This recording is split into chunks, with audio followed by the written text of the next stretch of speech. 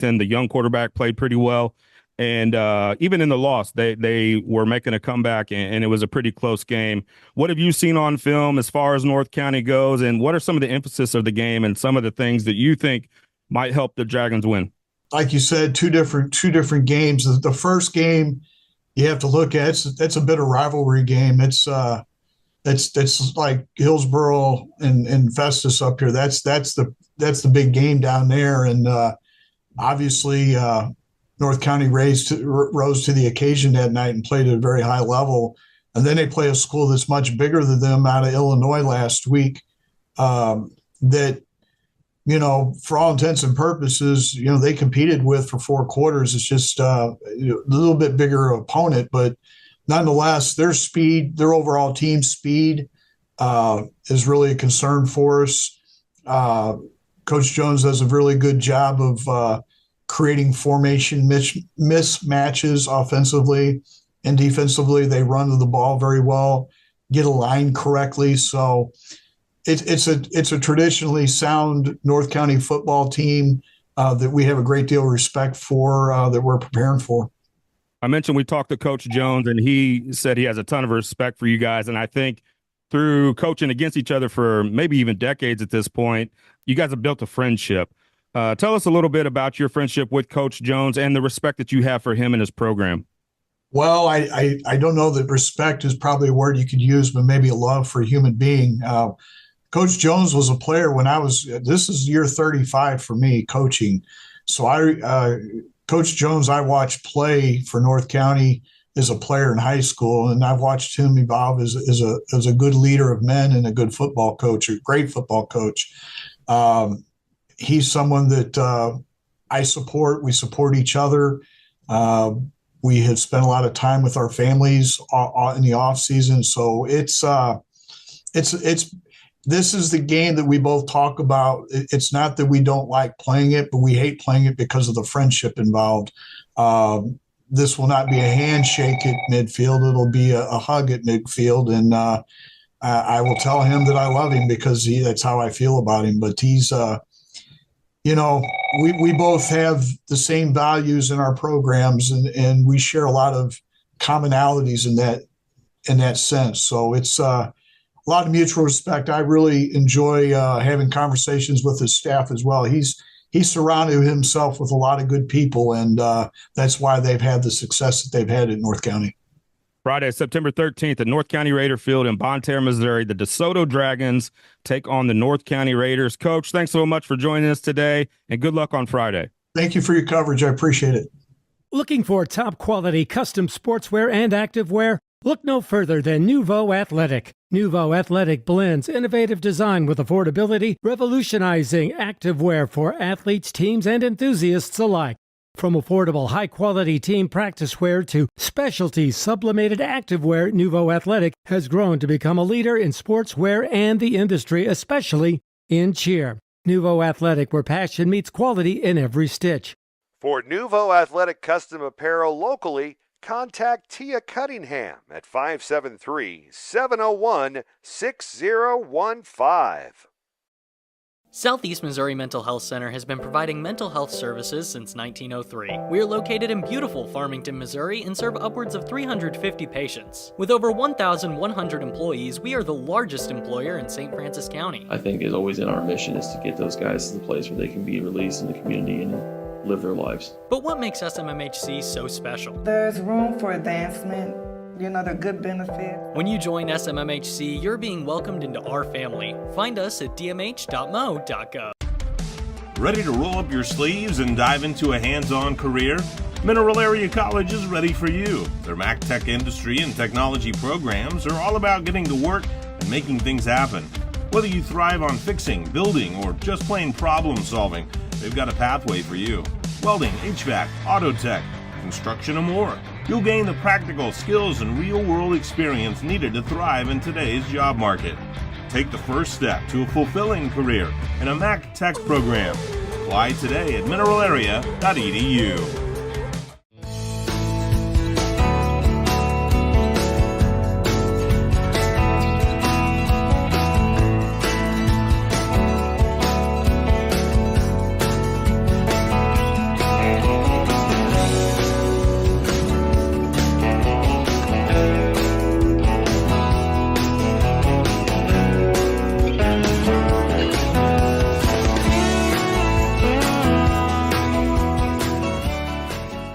Phelan Boutique is a full-service salon, spa, and tanning destination on Woodlawn Drive in Leadington. Phelan has the exclusive Cocoon Wellness Pro Red infrared therapy, which helps you fight aging, reduce stress, and recover from your workout faster. This luxury therapy is also affordable with infrared and tanning packages starting as low as $54 a month. They also offer massage by Mike. And of course, their upscale salon has experienced stylists who can give you a new look for the perfect fall. Owners Mike and Heather Probst invite you to see yourself at Phelan Boutique in Leadington.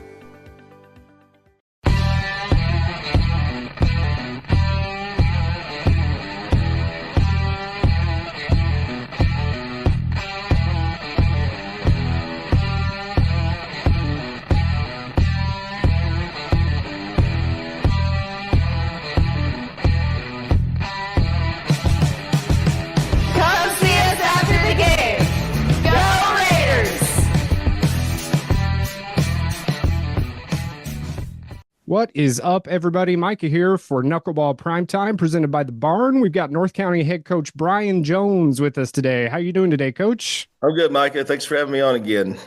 No problem. Thanks for coming on.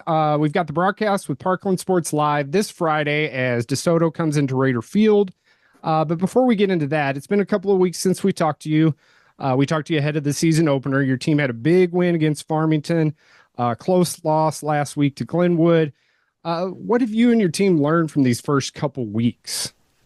That we're definitely a different team than we were last year. We got some guys that are willing to compete, and we are really, the hard work that our guys put in during the off season is paying off. We are, we're kind of establishing ourselves as a power run team, and kind of controlling the line of scrimmage on both sides of the ball, offensively and defensively.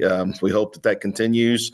We're starting a young quarterback, and he is really developing into a player and kind of establishing himself as a dual threat type of quarterback, which we like. It, makes it easy to call plays when they have to, when defenses have to defend all aspects of the game. And we really like what we're seeing out of him. And our team is, really working hard and playing together as a team and having a lot of fun. So it's exciting. We opened the season with Farmington at, even back when you guys were in school, that rivalry and how important it is to get wins against them. And so we got off on a good start, and then we played a really good Glenwood team last week and went down to the wire, and maybe,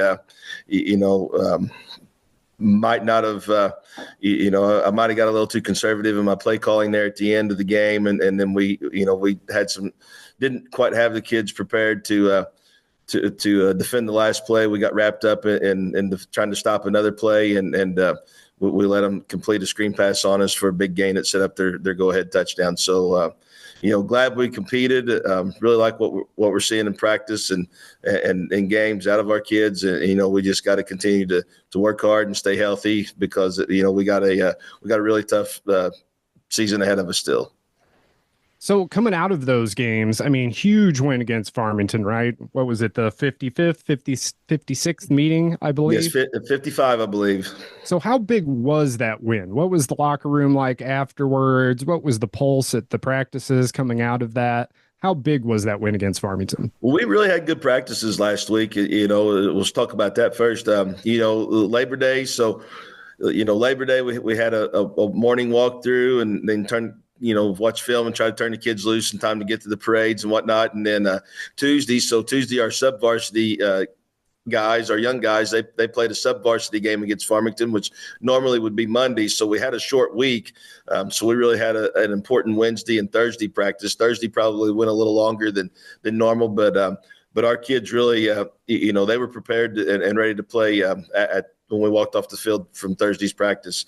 And then, as far as the win afterwards, sure, they were excited. They always are. Wins are exciting. And then when you put a lot of work in to win, beating a team and then that hard work pays off, there's some satisfaction there for sure. You mentioned Brady. Brady McClure is your starting sophomore quarterback. Let's talk about him real quick. I think when we came into the season, a lot of unknown, right? Hadn't had a big taste of varsity play, starting at this level.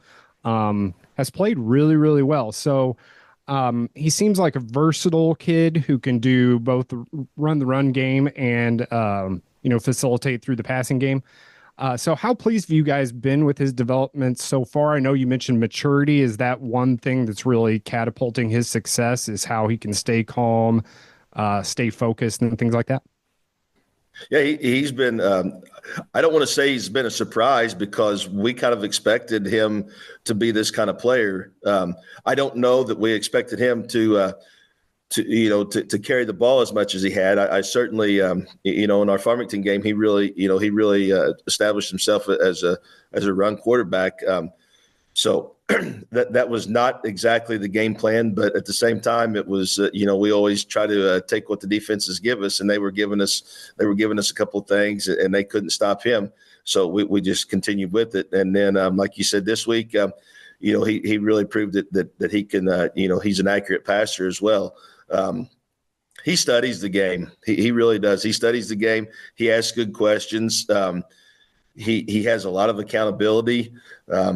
Our team, and we have several veteran skill guys that are playing with a 10th grade quarterback on Friday nights, and our team really rallied around him from the get-go. There was never ever any question as who our quarterback was going to be, and I think having the support of your teammates and having the encouragement of your teammates, I think that has really helped him, in his confidence and just under being able to settle into the role of being our field general for sure.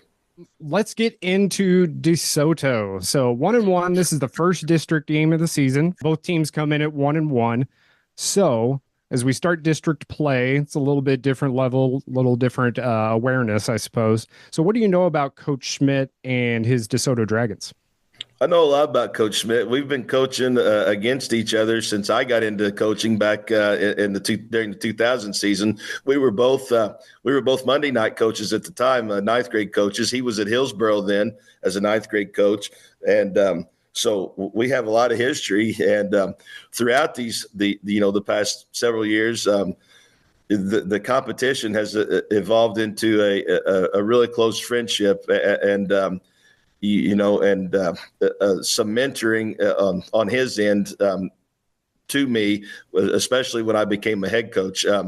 We're pretty far apart as far as offensive and defensive philosophies. He is a wing T guy through and through, and he kind of a student of Roger Holmes and Kenny Simpson. Those are two nationally known wing T guys that really run that offense well, and he really is a student of theirs. But where he's really helped me was, when I became a head coach, just kind of managing the management side of being a head coach, not so much the play calling or offensive and defensive philosophies, but just in organization of your program, delegating duties to your assistants, this kind of stuff, media, dealing with the media and fundraising and just things that I was unsure of when I took the job, 8 seasons ago. So he's really helped me out there. And, as far as what he's done at DeSoto, he knew what he was getting into when he took the job. And if you look at film from the Dragons last year and film from the Dragons this year, the one thing that really jumps out is they're learning how to compete. And they faced some adversity in their first couple of games. They're 1-1, like you said. They had a big win against Freeburg week 1, where they kind of battled through some stuff and kind of kept working all night. And then it was back and forth the other night against Perryville. They had several times where things didn't go their way, and maybe maybe last year's Dragons and definitely the year before, they would have folded up shop and just thrown in the towel. But these guys battled and we're in the game till the very end. So that's something that really jumps out when you watch their films and you know the history of that program that he's taken over and what he's trying to do at DeSoto. Yeah, both teams coming off close losses last week. I figure I would bet anything that we've got a lot of hungry kids ready for the game on Friday. I certainly hope so. And Coach Schmidt, I believe this is just his second year at DeSoto. I watched an interview with him. He'd only been there like a month or two ahead of last season. So I feel like this season is, the first season getting, really implementing those schemes in his style and everything. So like you said, getting to play them a lot more competitive. We've also got rain in the forecast. Did you know that? Yes, I did. I didn't. I've kind of been out of the loop here lately, but I do watch the weather, and I kind of saw what was forecasted, and I kind of did a little more digging. I saw that we had a hurricane, I guess, made landfall down in the down on the coast today, and is apparently going to work its way up the Mississippi Valley. So yeah, just something you got to contend with this time of the year.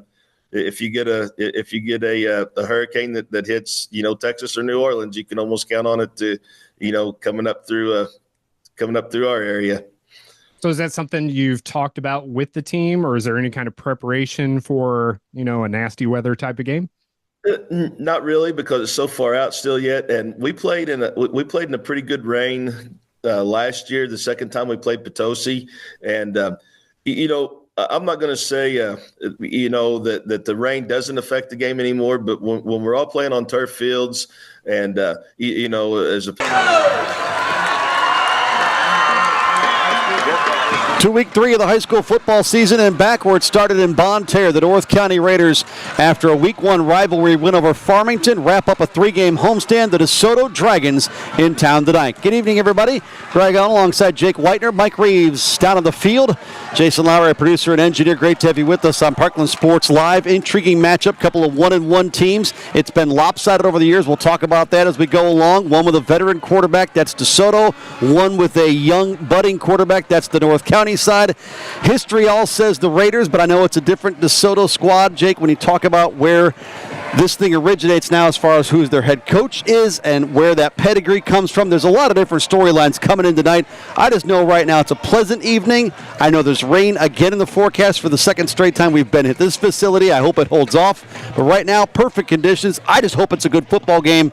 And I really don't know what to expect coming into tonight. Yeah, it's kind of tossed in the air. I mean, right now you got two teams 1-1 coming into tonight. As you said, I think the quarterback play is going to be one of the biggest things, trying to consider this. You've got a guy with DeSoto who's been at the helm for quite a while, and then also under a new regimen of Russ Schmidt and what he's capable of doing. I mean, Russ is no unknown face to a bunch of us from the MAAA, the old MAAA area. So, it is. You said it best. You don't know what you're going to get tonight. DeSoto started the season with a home victory over Freeburg, Illinois, 21-13. Then it was Perryville losing that one 31-28. You heard in the pregame show the conversation with Coach Schmidt, and he speaks very honestly most times when he said, look, last year that thing probably gets away from us. It turns into an absolute laugher. We're not even in the ball game. And he likes the fight of his team this year, and where that game ended up after a couple of late touchdowns, still a chance with 58 seconds to go with an onside kick pending. You recover that and a chance to win a football game. I think for him, that tells where the tide has turned a little bit over the course of maybe 365 days with life in DeSoto football. I think there's a lot of teams around here like that. Last night was a prime example of Fredericktown playing Central in a double overtime loss. But the same thing, Russ is doing a great job with what he's got going here. DeSoto's kind of been known through the years to have some hit and miss. Coach Johnson came in years ago. Everyone thought, this new style of offense and football he was bringing was going to kind of turn the tide. But Russ has done a tremendous job. Everything he's implementing, I mean, he's no stranger to football. The years he spent at Festus, the amount of success he had up there running that program. So it's kind of nice to see a clash of the Titans, so to speak, between Brian Jones and Russ Schmidt tonight to see how well they've got their programs for Week 3. And for the North County Raiders, likewise 1-1, a loss last week to Glenwood, Illinois, and a tough one, 35-31. You heard in that pregame conversation, Coach Jones shouldering some of that maybe load in the way he sort of coached that one down the stretch late. They come away with a 4-point decision not in their favor. And they'll have to go on the road after this one for 3 straight, 2 against really tough rivalry opponents in Hillsboro and Festus with Rolla sandwiched in between. They should be a favorite, I feel like, coming in tonight, but I also think tonight is just another chance of maturation for, I know, that budding sophomore quarterback that I know you and I saw in week 1, and even as green as he was then, he's not much of a darker green tonight, but he was still pretty good for the opener. Yeah, I think that first opener, the week 1, you kind of get your feet wet and you see what the young man's capable of. The main thing that I think you go back and talk about is you said that Coach Jones owned some of the coaching on that game in week 2. And I think that says a lot, because if you know as a coach you didn't perform your best, or you had an opportunity you missed, that says a lot about the accountability and what you're willing to take on and take off the weight of that sophomore quarterback's shoulders. So coming into a game like tonight, you do have to balance yourself. What are we really good at right now 3 weeks in? And what are we not good at? What can we fix tonight? So to say who's the favorite here, I really think it really comes down to, number one, what do we get weather-wise? How's that going to impact the field of play? But then number 2, it's week 3. You got to start limiting your mistakes. So the team that has the fewest amount of mistakes may walk out of here with a victory tonight. Well, I know the crew with Parkland Sports Live was busy last night. You, Mike Reeves, down on the field with Chad Speaker and a good one. And I hope for Mike's sake down on the field, we'll talk to him here. We get the same kind of game that we had last night. 42-34 in double overtime and rain to finish it out. Good evening, Mike. How are you? We could get all of those. It's not impossible, but I would like to do without the rain to finish it out. Guys, I think this is interesting tonight because we're into week 3, and to me, in a high school season, you start to find out about weeks 3 and 4. I know you want to be your best in week 9 and 10 and moving forward, but me a little better clue about who you are to be moving forward. So for that, I want to see what they look like tonight and maybe start to gather in my head where their ceiling is in terms of what they might be able to accomplish by the time we get to October. Mike, thank you. We talk about this all the time when we cover high school sports, and we've done it for 24 years now. It's different in football because you only get 10 of these things. It's not basketball. It's not volleyball. It's sometimes not baseball these days where you're going to play 20, almost maybe creep up to 30. It's got to come down to how fast you can get into mid-season form and be sort of that, quote-unquote, at your best. You don't expect to have it week 1? Is it too hopeful to think that by week 2 you'd have it, and you better have it by week 3?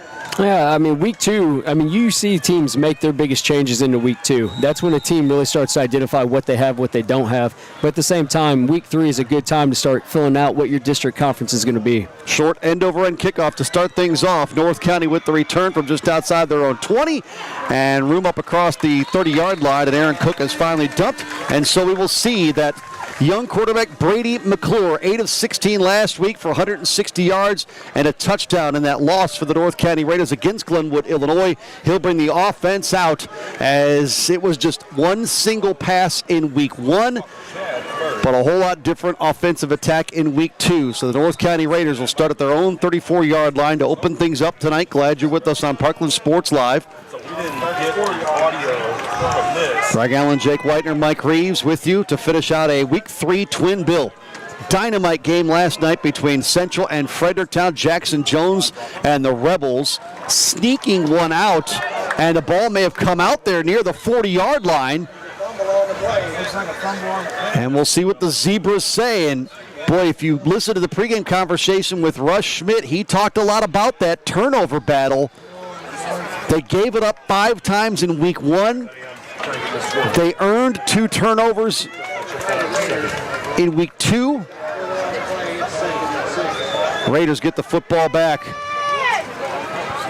Fortunate there on the first down play. Handoff straight ahead and near the 41-yard line and a couple of runs. That one to Noah Lashley. No, I think it's no surprise, though, that they're going back to what Brian really admires about this offensive line, and that's between the tackle running the ball. North County with those 2 tailbacks in an I formation on the first big third down of the night. 3rd and 3, just across their own 40-yard line. And flags fly before the snap, and the visitors applaud. So back it up to now 3rd and 8. Temperature at kickoff, 75 degrees, comfortable for the moment, flag hanging limp. We had good conditions with Farmington in town for week 1, and as the fourth quarter rolled along, system started to make its way through. We did get out of here without any precipitation, was good, but boy, the temperature dropped, the wind picked up. There's rain again in the forecast for tonight. On third down, play action standing. McClure pass is going to be tipped and caught by an unintended receiver, but nonetheless, the Raiders come up with it. And Dylan Wisnowski, who had a big game against Farmington, makes the catch to move the sticks. I'm not exactly sure that's how you script it. Tip drill on the offensive side, but it worked out. So they enter the Dragon side of the 50. No, I think it says something about the physicality, because as we watch the quarterback scramble out for that pass, the offensive lineman that pulled across for the block sent a Desoto Dragon about 3 yards into the backfield. Says something about this offensive line of the Raiders. Talking about those turnovers, Desoto +3 for the year in that category. And wrapped up in the backfield on the keep that time was Landon Whitfield, who got the toss to him, and boy, he lost 4, maybe 5 yards on the play, and a big second down coming up. And Coach Schmidt talked about that's one of the big reasons they sit where they are, 1-1. 5 takeaways in the opener, 2 giveaways in week 2. They win game 1, they lose game 2, and here they are 1-1. A lot of different parts to the game you can look at to define success. Turnovers, certainly one of them. McClure pressured out in the flat, has a man. This is Cook up the left side, and he's going to be pushed finally out of bounds along the 20-yard line. But a big gainer as they near the red zone, and a big first down for the Raiders. They never trailed in the win over Farmington to start. The Knights sort of played catch up. Most of the night had it tied a few times. Tighten up, guys!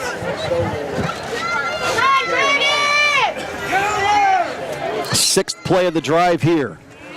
Brady McClure at the controls, and whistles will blow that play dead.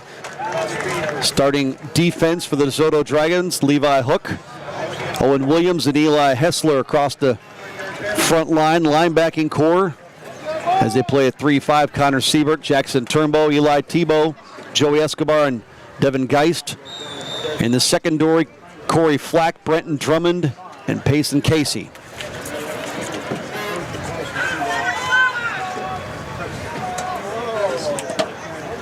First and 5 after a call against DeSoto.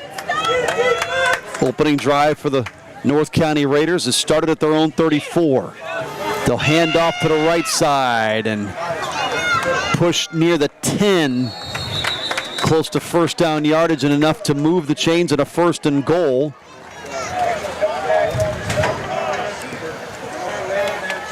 You know, it really kind of surprised me, because the last time that you and I got to watch North County play, they had a little bit faster tempo, and I don't know if that was a schematic plan to maybe catch the Farmington defense week 1 off balance, but you know, it's kind of a slower, methodical pace where they're fine with just marching the ball and chipping the time off the clock here. Well, they haven't faced much resistance moving down the field thus far.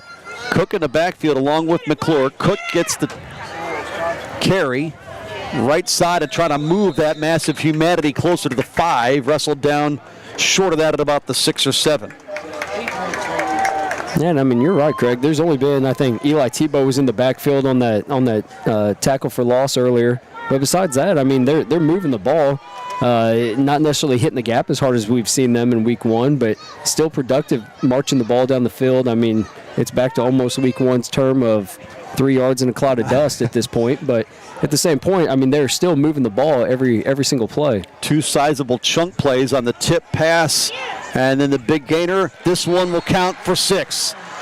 Right side of the end zone, Blaine Kennan with the catch off the toss from Brady McClure. His 2nd touchdown strike passing of the season for McClure. And the Raiders, just like against Farmington, go right down the field and put points on the board. An 8-play drive that takes nearly 4 minutes off the clock. And Cole Mullins, who's been perfect with point afters thus far, is now 8 for 8 in that category on the year. 7:56, quarter number 1. Let's go to the field with Mike Reeves. Because I don't know what kind of look you had up there, but you talk about just releasing untouched off the line of scrimmage to catch a touchdown pass. Once he cleared the line and popped out to the right side, there's nobody there. That's just a pitch and catch and an impressive opening drive for the Raiders.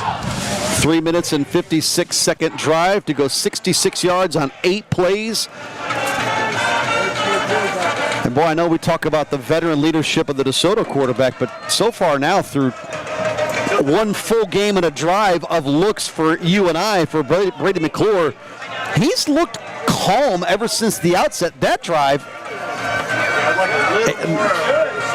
nothing fazed him. No, and I mean, he stood calm in the pocket, as Mike just said. That receiver was untouched, but it wasn't a quick and immediate throw. It took 1 second, 2 seconds, and he looked to his right, looked to the safety off to the left, and just put it out there. I mean, if that's how much time he's going to have, I wouldn't be surprised if the ball goes in the air just a little bit for the Raiders. So now we'll see the DeSoto offense for the first time tonight. The deep kickoff is going to be fumbled, loose near the 10-yard line, and fortunate to dive on it. Connor Siebert, the senior, recovers it on a ball he dropped near the goal line. Otherwise, sheer disaster would have been looming for DeSoto to give North County almost certainly a 14-0 lead midway through the first, but instead the Dragons start deep in their own territory. And that's one of those, you're catching a ball on the 1 yard line. I mean, how do you tell a kid you're in that indecision, back up, see if it's going to go into the end zone, take it at the 20, but then you approach the ball trying to catch it. Luckily, he was able to get on it because with how high that kick was, North County was bearing down rather quick.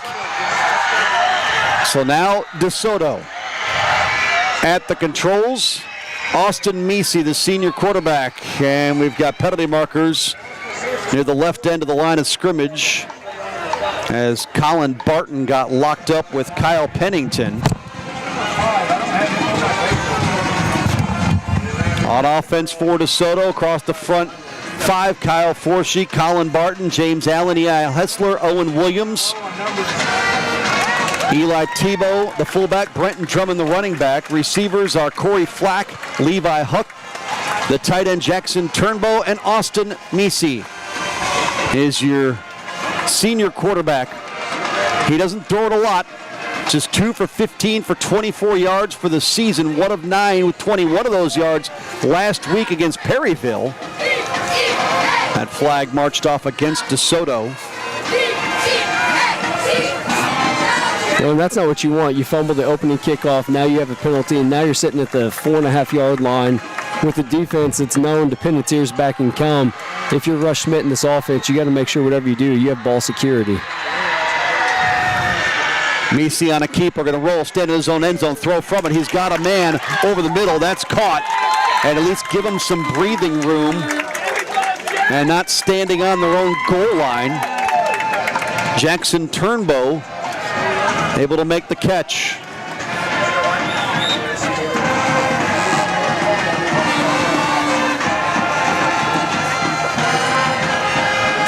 Boy, it's not very often you see a guy wearing 90 out there making catches for an offense.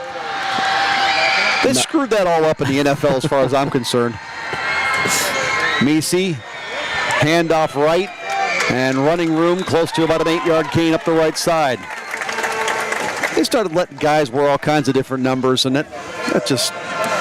Now you introduce the 0 into the game, and but to get back to this, I mean, that's pretty good offense right now by DeSoto. I mean, a catch for 16 or close to, got him a first down, and then a strong run for 8 to set up a manageable 2nd and 2 here. I mean, they're starting to move the ball against this Raider defense.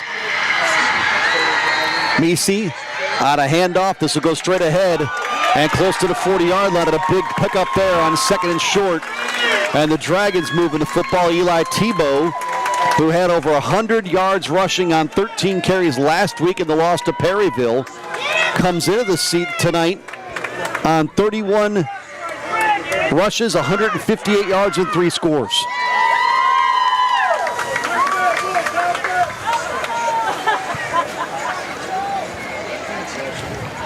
And really for DeSoto, the thing that's been stopping them has been penalties so far on the night. They've had a handful of them. Handoff running to the left side. This is Levi Hook. He'll try the corner, but can't get there.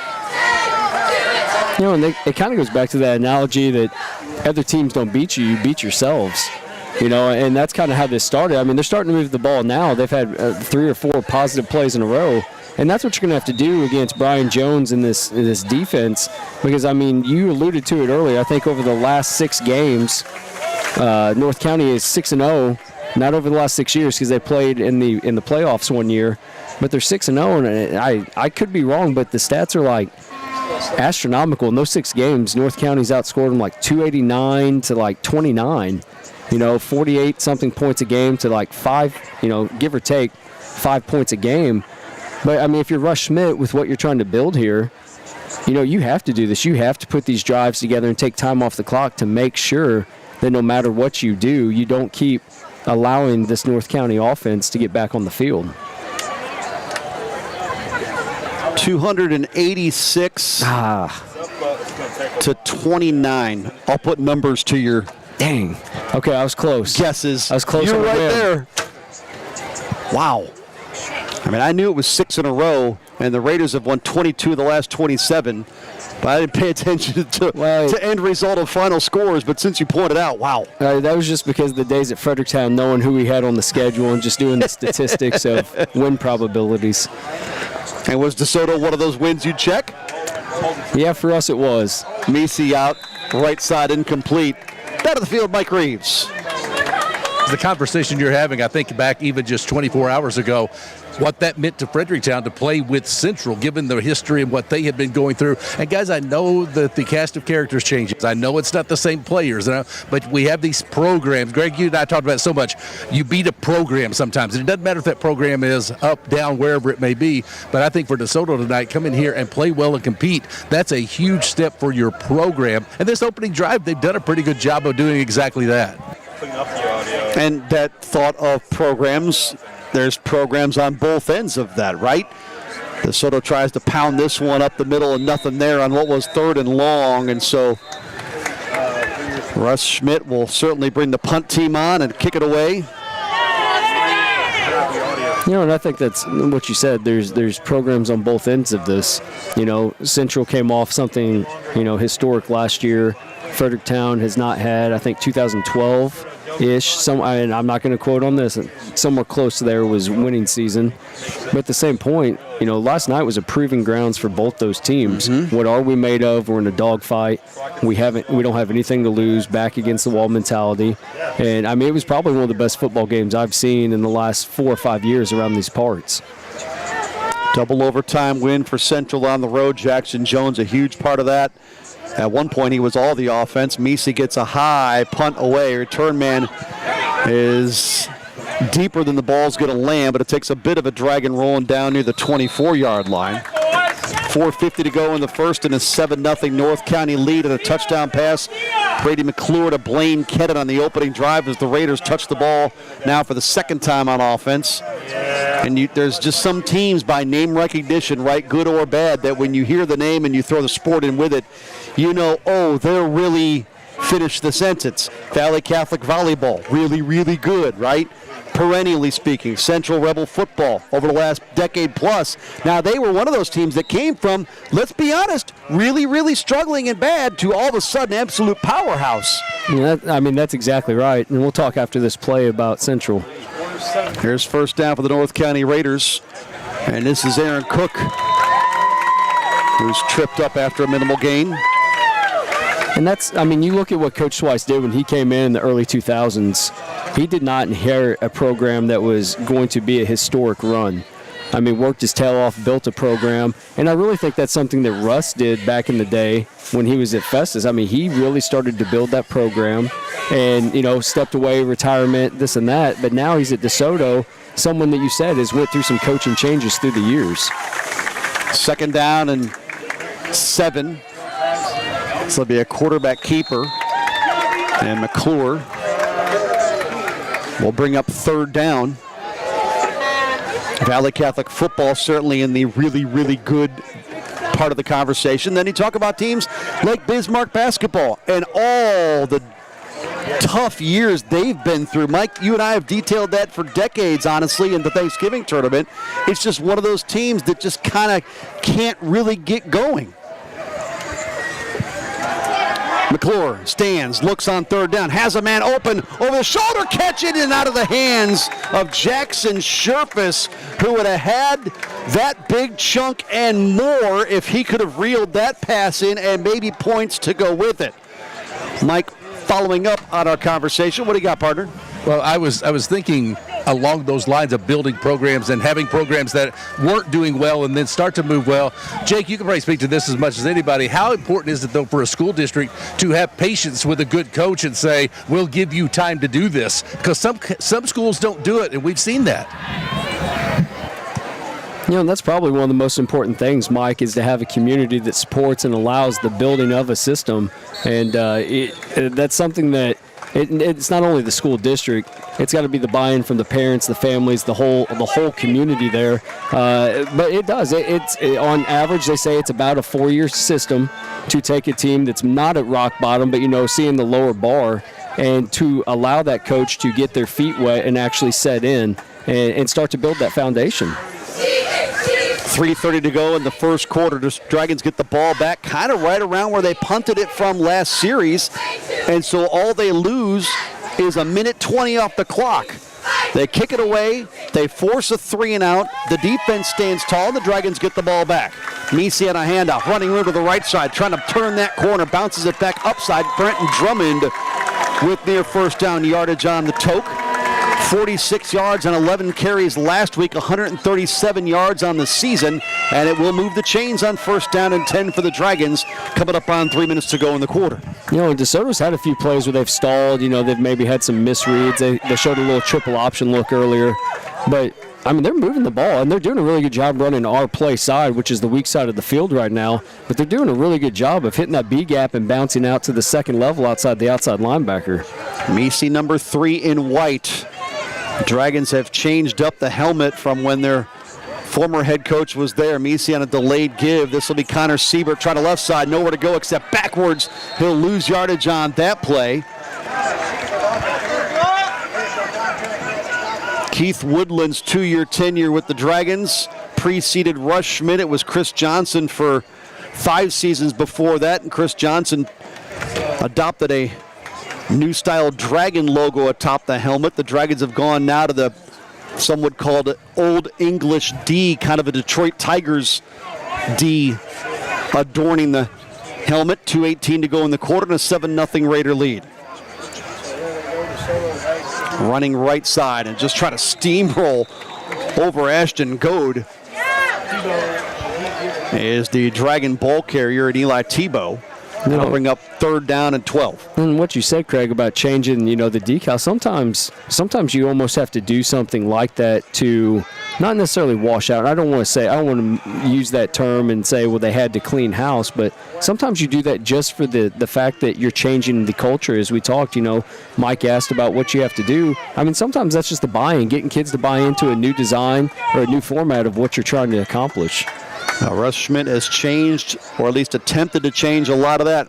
Misi on a quick give to Drummond, going to turn the left side and can't get the corner. It was Goad that made the tackle, stood over him for a moment on 3rd and 12, and that's as far as the Dragons get with 80 seconds to go in the first as the skies darken to the right. Just over the midfield stripe. It's always dangerous when your quarterback is your punter.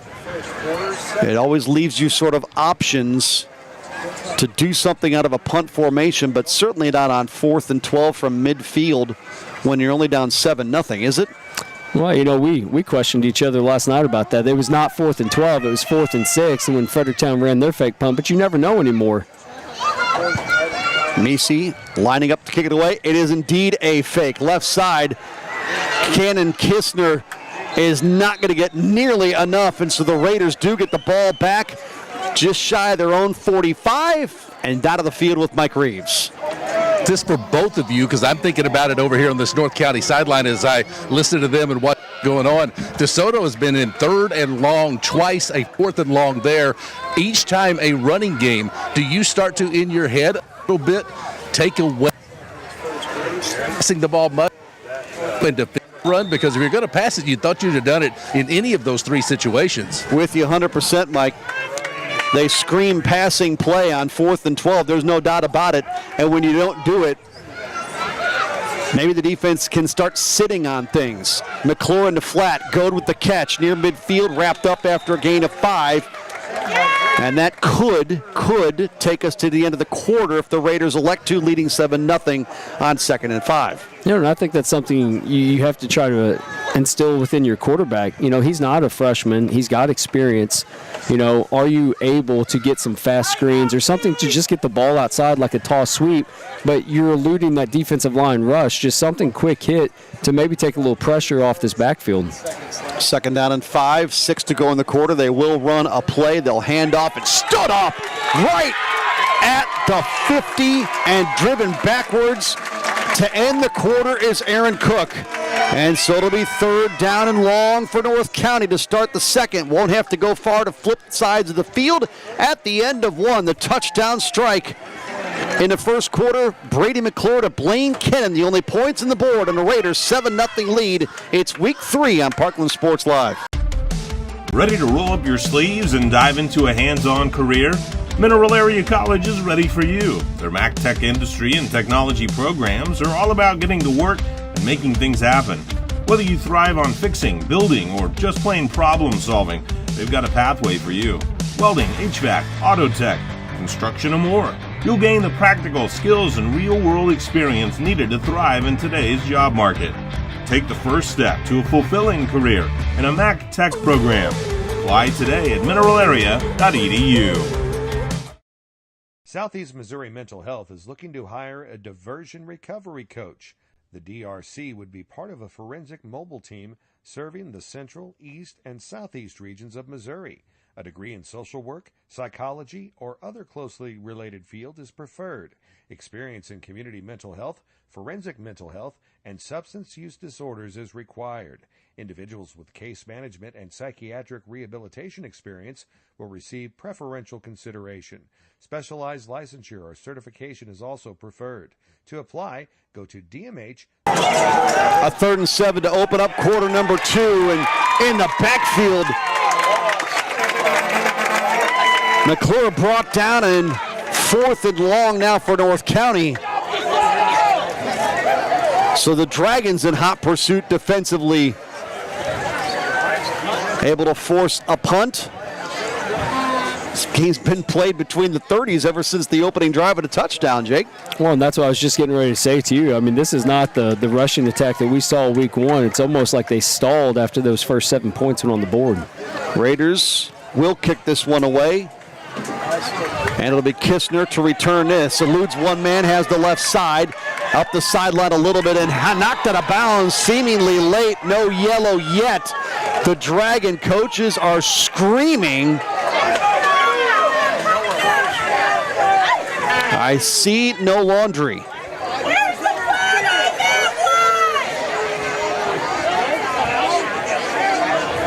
Just underway in the second. Dragons get the ball with 11-12 to go from their own 40. Well, I was talking during the week with Russ Schmidt via text, and I asked him about weather, and I said, it is supposed to rain on Friday. He said, I know. And I told him, I've always wanted to go to an NFL game in an absolute downpour and just sit in it. You see it once in a while on TV. Handoff straight ahead. This is Eli Tebow. And I told him I might get that chance on Friday, albeit not at an NFL venue, but we might sit through an absolute deluge. The way that sky is looking, Craig, I think we're in for something. And we were just told it is absolutely pouring in Farmington. And if you are a fan of either one of these teams or a follower, you know the distance between Bonne Terre and Farmington, right up 67, is not far, especially for a weather system. So we may have rain. We could possibly have a delay. This will be a give. Desoto keeps it on the ground. Joey Escobar. Escobar has first down yardage across the 50. Escobar with just 2 carries last week for 6 yards. That was his 7th carry of the season. And right now, watching this game, I mean, if you don't know the score of being 7-0, you really think that DeSoto is the team that's holding on to the ball offensively and moving it. Umbrellas start to pop up.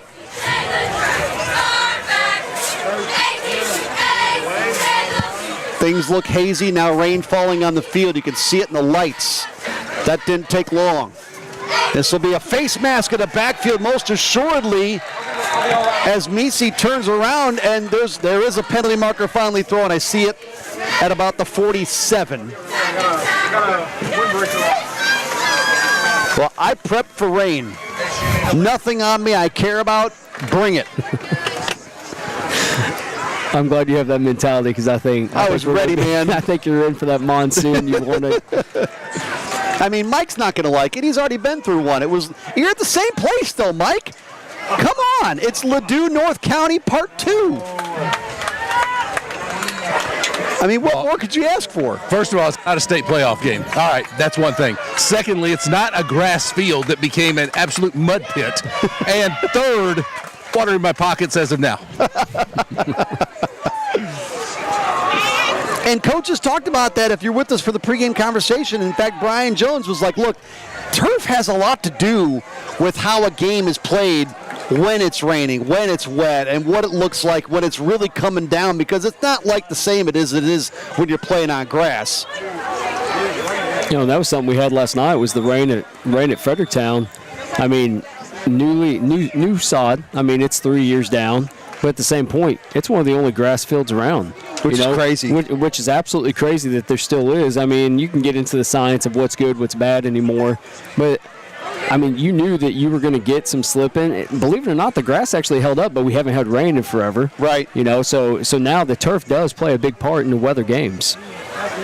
It'll be Misi out of the gun. Man in motion behind the formation is Drummond. It'll be an option. He'll toss. Wet football. Drummond with the catch. That was risky and dicey. They get it up near the 30-yard line before he's pushed out of bounds as it really starts to come down now. Thankfully for the moment, we are dry. That might be short-lived. I don't think you can allude to that triple option pitch there. He let it. Usually you want to lead it right into the hands, right out in front of the chest. But at that time, he let it so far that the pitch man was almost outstretched like for a diving catch. And to keep his balance and gain some yardage was pretty tremendous. Well, the downpour has arrived. And now, because he likes it so much, Russ Schmidt takes a timeout. Well, you talk about changing the mentality. Go back to the late end of the first quarter conversation about the teams that are either really, really good or really, really struggling. And DeSoto's football team has been in that really, really struggling conversation for quite some time. As a matter of fact, their last actual state playoff game was way back in 2008. Bobby Thompson was the head coach. They lost to Farmington in the sectional game 48-6. He said when he got there, the players had T-shirts on that had Dragon State of Mind written on the back. And in one of his first conversations with him, he asked, what does that mean to you as a player? Nobody could answer the question. No one knew what it meant. No one had the appreciation for what it could mean. But as a coaching staff trying to lead a team, you have to sort of create some culture and some of that camaraderie.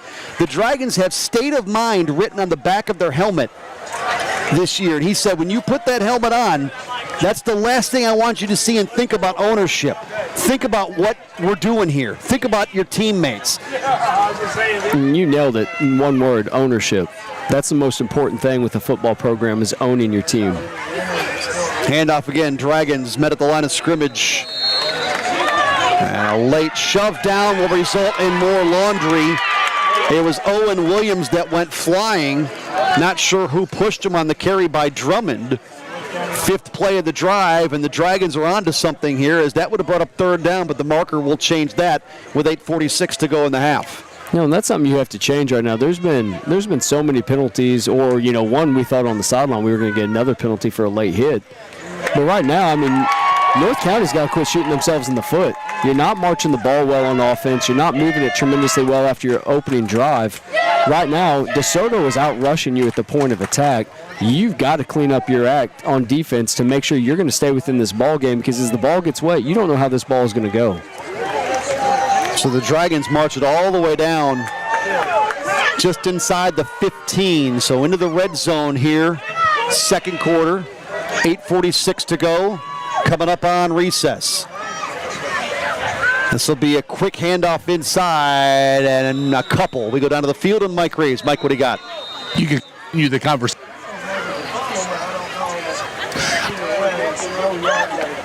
We're losing you, Mike. You'll have to get in a better spot for that one. That'll bring up 2nd down and 7. And this is not exclusively a Russ Schmidt problem at DeSoto. This has stemmed back through a couple of coaches, a couple of decades. I remember Chris Johnson talking about this when he came on the scene in 2016. This was what he wanted to do at DeSoto. They take one to the goal line and in for a touchdown off the right side of the run. And it's Brenton Drummond. 11-yard scamper and a point after from tying it up.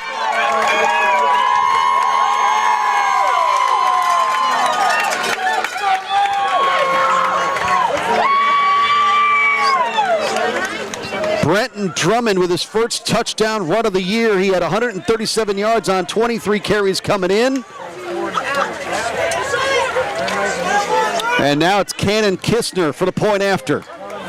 It's on a hop. This is Misi trying to throw it to the corner, and nobody there, incomplete. And we go 7-6 with 8:04 to go in the half. We'll see if Mike's in a better spot. Mike, what do you got?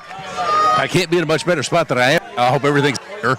I thought for what we're doing and talking about, is football the sport that needs the camaraderie and the teammates working together more than any of the others? I'm sure we can open up a can of worms with your volleyball and basketball coaches and your baseball coaches, but is football the one that it's most crucial in? Because sometimes it feels that way with the sheer number of players who have to be working together on any given play. Well, I mean, it's hard to argue that, because there's so many different working parts that if everybody's not rowing the boat in the same direction, one guy, and I hear this all the time with the team I like on the NFL side, not doing your 111th.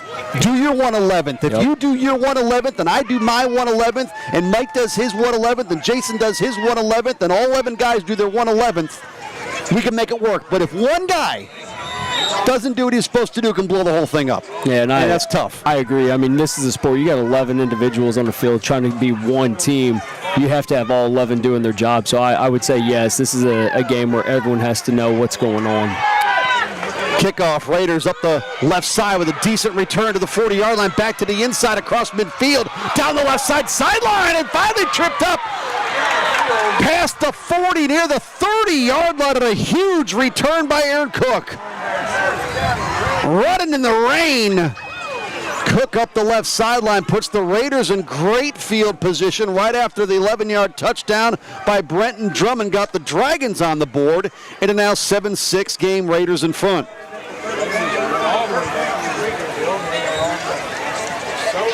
A 3-minute, 8-second scoring drive, 6 plays, 60 yards for Gang Green.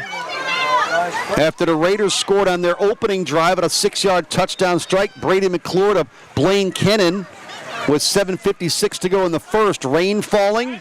Glad you're with us on the Parkland Sports Live, wherever it finds you on a Friday night, week 3. Next week to Jackson.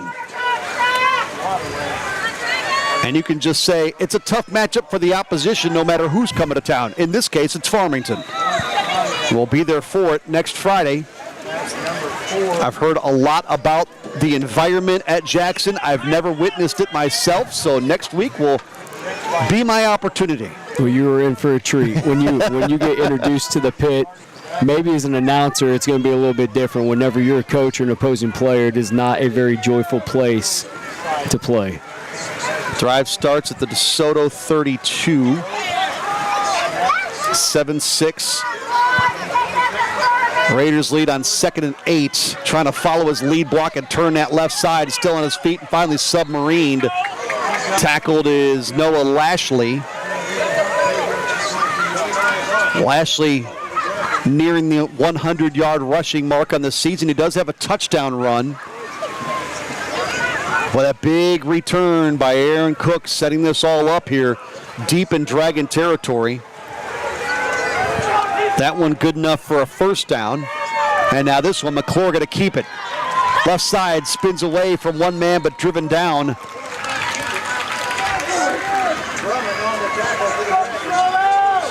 As they get close to the 10. And another timeout taken by the Dragons and Russ Schmidt. You know, and something you had said, and the play kicked off, and you talk about Desoto, you know, and you go back to the coaching exchanges, that it's not just a Russ Schmidt trying to, you know, change this culture. You have to look at how many head coaches they've went through, you know, in that time period. You want to go back and talk about Coach Johnson, Coach Woodlawn, and then Russ comes in. I mean, in an 8-year span, you're on your third head coach.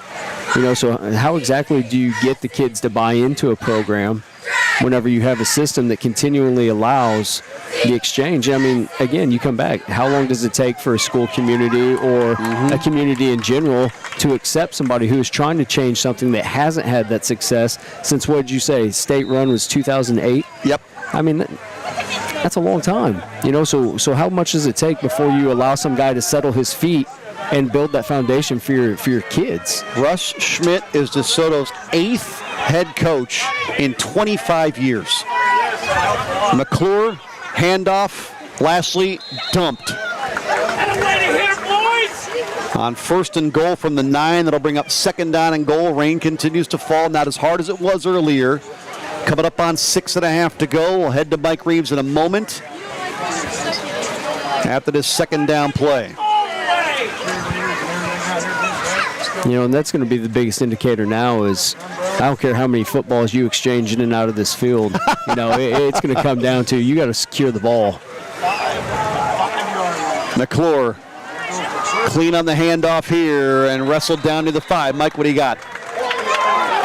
Keep this short, but piggybacking on what you guys are talking about, Jake, this is probably more for you. But I don't know what Steve Williams' plans are and where he is in his career as far as Fredericktown. But a guy like that would stay a while would make a world of difference in a Fredericktown program that's gone through a lot of coaches lately. You bet. I mean, it's, you know, and I'm as guilty as anybody. I only stayed 2 years as a head football coach down there. You know, so at one point in 8 years, they'd had 4 brand new head football coaches. I was going to say, Steve Williams, Chuck Ford, and some other guy who couldn't hack it. Passed to the left side of the end zone.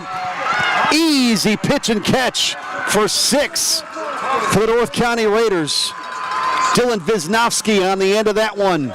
A 5-yard touchdown strike and the 2nd touchdown pass of the night for the sophomore, Brady McClure. I guess it depends on how many years you're going to allude back to that comment. I mean, are we going to call Shannon Hinson up here? I was going to say, you didn't have to hang yourself on that one. You know, you got to own it. You know, whenever you go down and start to shift things around, and you know you see other life plans, you know you got to do what you got to do.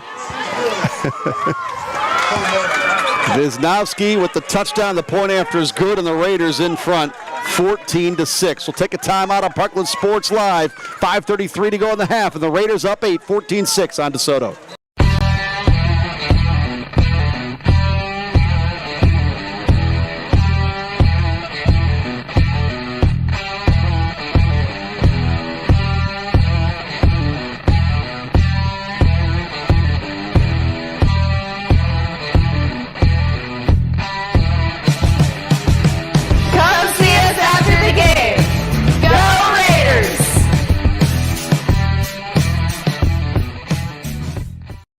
Phelan Boutique is a full-service salon, spa, and tanning destination on Woodlawn Drive in Leadington. Phelan has the exclusive Cocoon Wellness Pro Red infrared therapy, which helps you fight aging, reduce stress, and recover from your workout faster. This luxury therapy is also affordable with infrared and tanning packages starting as low as $54 a month. They also offer massage by Mike. And of course, their upscale salon has experienced stylists who can give you a new look for the perfect fall. Owners Mike and Heather Probst invite you to see yourself at Phelan Boutique in Leadington. It is a 14-6 North County lead after the 5-yard touchdown pass. Brady McClure to Dylan Wisnowski. For McClure, his 3rd touchdown pass of the year, 2nd on the night. Craig Allen, Jake Whitener, Mike Reeves. Our producer and engineer, Jason Lowry, with us, all from Raider Field. Week 3, long kickoff, and the Dragons will take it off the touchback. You know, you're talking about building culture and a lot of this first half conversation around Desoto and what Russ Schmidt is trying to do. And he told me on the field before the game, and I know that there were some people that were surprised he took the job, self-included, right? Comes from the Festus program and everything he did there. And before that, he spent 17 seasons at Hillsboro. So you go from the 2 perennial powerhouses in Jefferson County to Desoto, at times the doormat of the league that has been so struggling, and their last playoff appearance in 2008. And he told me tonight, have you never wanted a challenge? Exactly. That's what I was going to say. I guarantee you, with a man with that experience, it was the challenge of the program. 1st and 10 for the Dragons at the 20. 5.5 now under remaining. And a lot of that, what you're talking about, how long do you give a guy to build a program? What kind of guys does he bring in around him to help him build that program? One of those guys, Mike Sobel. You might not know the name. I'll tell you who he is. He played for the current head coach of Northern Illinois. Well, why is Northern Illinois in the news these days? Well, I don't know. Maybe they just went to number 5 South Bend and beat Notre Dame.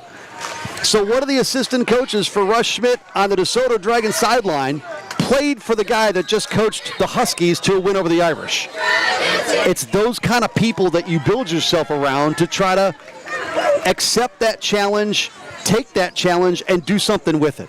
You know, I think that's the biggest thing is sometimes when you bring in a guy that maybe you don't know as well, and you give them an opportunity to run a program, and maybe they're not having the exact amount of success that you're wanting right off the get-go.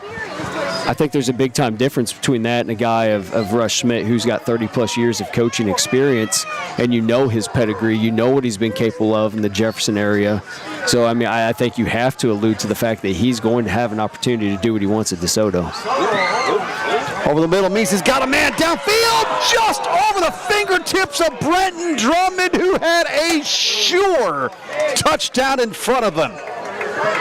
Just missed on the hookup. Down to the field, our man on the sideline, Mike Reeves. Well, first on that play, every coach will tell you that's got to be 6. That has to connect. But if you're talking about challenges, if Russ Schmidt wants one non-related to football, let's put him in charge of trying to get people to come through the turnstiles at Busch Stadium on a midweek game. There's your challenge. Hey, tickets for one of the few times in the history of Busch Stadium, whatever the version they're on, are very affordable these days. Look on the secondary markets. You can get them for under $10. That's with fees. 4:06 to go in the half, and a 14-6 lead. Dragons will kick it away, and the Raiders will get great field position out of this. It does take a nice roll for DeSoto, and it's out of bounds. They mark it at the 38-yard line. 3:59 remaining in the half. I thought that last Dragon possession, if they could have done something with it, and boy, they were fingertips away from just that. You take a late first half touchdown into the locker room that could have maybe tied it up instead. Now if you're North County, you're thinking the reverse. That whole step on the throat mentality, right? It's kind of one of those slobber knocker type of games, and it's low scoring, but boy, 2 scores in one like this looks like a lot. And you can get that second score just before the half. There are 2 things you just alluded to. Number one is how fast that receiver came out. He was wide open on that RPO. That's going to be something that they're going to have to look at from the DeSoto. But number 2 is your informant offense for North County. Waste this clock off and try to score. Raiders, Landon Whitfield. We saw a lot of him against Farmington in week number 1. They keep it on the ground. They get it across the 40 and bring up second and manageable, 2nd and 6. 3 3/4 minutes to go in the half.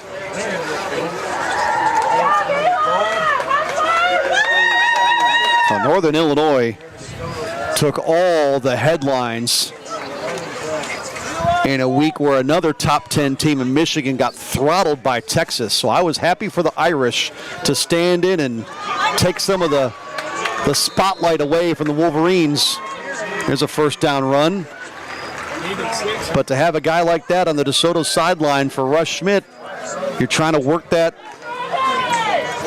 challenge, work that ownership mentality, and you got to bring the right people in. He said he's changed a lot of the coaching staff from when it was there, even from a couple of years ago with Keith Woodland. And Keith Woodland was, I'll use this loosely, a disciple of the Chris Johnson era. He was on that staff. Straight ahead run. Again, Whitfield powering his way down to the 20, and a good run, nothing fancy. Just smash mouth football straight ahead.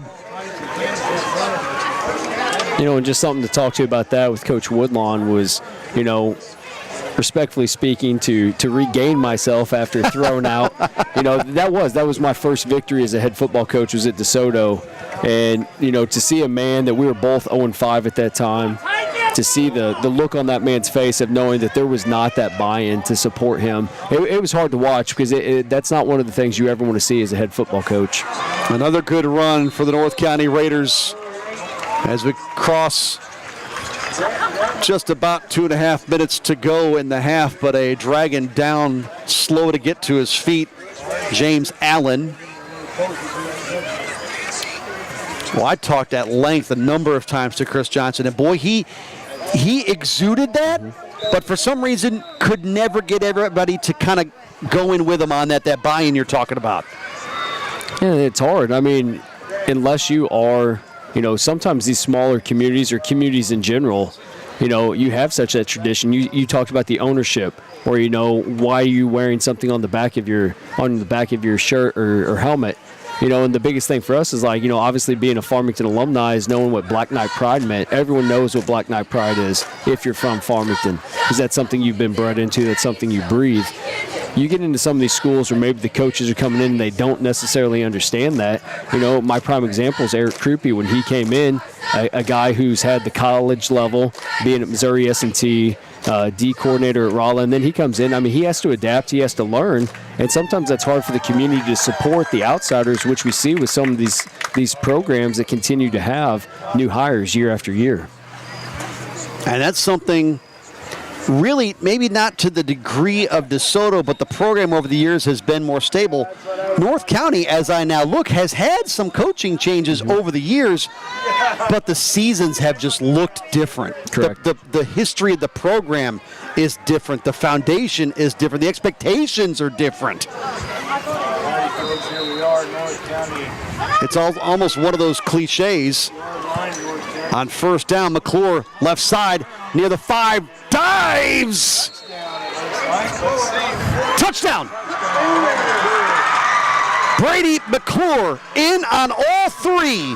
2 through the air, 1 with his feet, 8-yard scamper. A 20-6 lead for North County. 20-6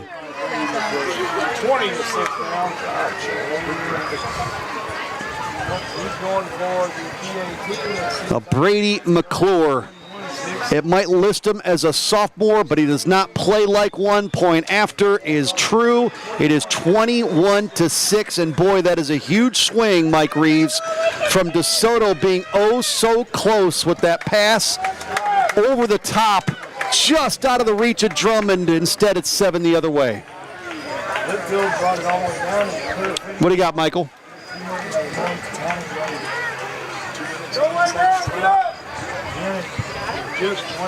We'll work with Mike coming up at the half with Brian Jones. We'll talk to him in a moment, we hope.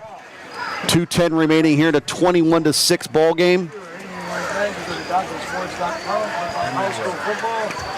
Talking about the North County, saying how many coaches they've had, this and that, you're spot on with each coach brought in their own ownership, their own mentality. But to see an alum, to see those in the corner of Brian Jones, to see what he's promoted in the years he's been here. I mean, how different this team plays with the mentality compared to when Matt Haug was here, when Jeremy was here, when Leeds was here. It's just kind of a weird carousel to see what each coach brings. Oh, this is going to be a touchback as the Dragon receiver and Connor Siebert into the end zone with 2:10 to go in the half. As you were talking, I counted them up. We told you DeSoto has had 8 new head coaches over the last 25 years. North County, 6. Doesn't seem like a huge number, but it's a little more longevity, a little more stability. And again, I think where the programs are at and the expectations, and Chris Johnson talked to me a lot about this, and this is him talking, this is not me. The expectations were, the players were okay with losing at Desoto. I don't think that plays at all in the town that we're in tonight in Bonne Terre with football. No, I mean, if you're going to want to have that mentality, you're not going to play for a man like Brian Jones. Drummond off the right side as we wink near 2 minutes on a good first down run. Try it one more time with Michael. You there? Well, I'm going to try it with you, so you tell me yes or no. You're good. All right. I was thinking on that touchdown play, guys, I was right near that corner. Because the foot never hit the sideline, and he was able to extend the ball across it to the pylon ahead of going out of bounds. But as I watched it live, I thought, oh, that's going to be easy to call him out at about the 1. I thought the official did a whale of a job to get that call right. And again, just got to break that plane. Misi, ball tipped, almost intercepted by one of 2 different North County Raiders. Wisnowski had the initial shot, then off the deflection, Noah Lashley could have had it, and neither did. Would have been the second unintentional tip drill of the evening. First one obviously went North County's favor on a tip drill for a completed pass, but that one could have had a pick 6 all over it had he came down with the ball. Minute 26, it's 4th and oh so short, right? 4th and where Central was on the goal line last night in Fredericktown in a must-score situation. Do you really go for this with 1:26 to go and a half when you're only down by 2 scores and this deep in your own territory? I do not. And with that, the play clock has run out. And that might have been the deciding factor right there. I really think they were going to rush up and try to get him jump. Yeah, I mean, I can only imagine that's what you're thinking in that situation, because if you turn that ball over, you could be possibly looking at a 28-6 ball game by the time you head into half. Brian Jones in his 8th season. Dave Dallas, 3 years. Jeremy McDowell, 5. David Leeds, a couple. Steve Aubuchon, a 3-year stint. And all that followed the long tenure of Matt Haug. And now Misi back to punt for DeSoto with $1:26 to go in the half. Lashley, the return man, back at his own 44. He'll have to move up a couple of yards now and take it at the 47. He'll be in plus territory to start the drive, and boy, this has been not a good finish to the half for DeSoto. They gave up a touchdown on the last drive, and the Raiders now with just 1:14 but look where they're at on the field. Deep again in DeSoto territory to start another one. They scored each of the last 2 drives. In some of these things, like in this situation right here, I mean, you don't have your program established enough to be able to do the small things. Like in that situation, if you have a punter who can execute enough, that's when you just try to cough and corner. Try to get it towards the out of bounds, get the rolls you can, get it out so you can't give up a big return, and you play with 1:15 left on the clock with maybe better field position. From the 24, this is Lashley plowing his way over the 20-yard line and wrestled down. North County clock is not at the moment really a big-time issue with 1:08 to go. That first down play originated from the 24. It's now going to be second down from the 17.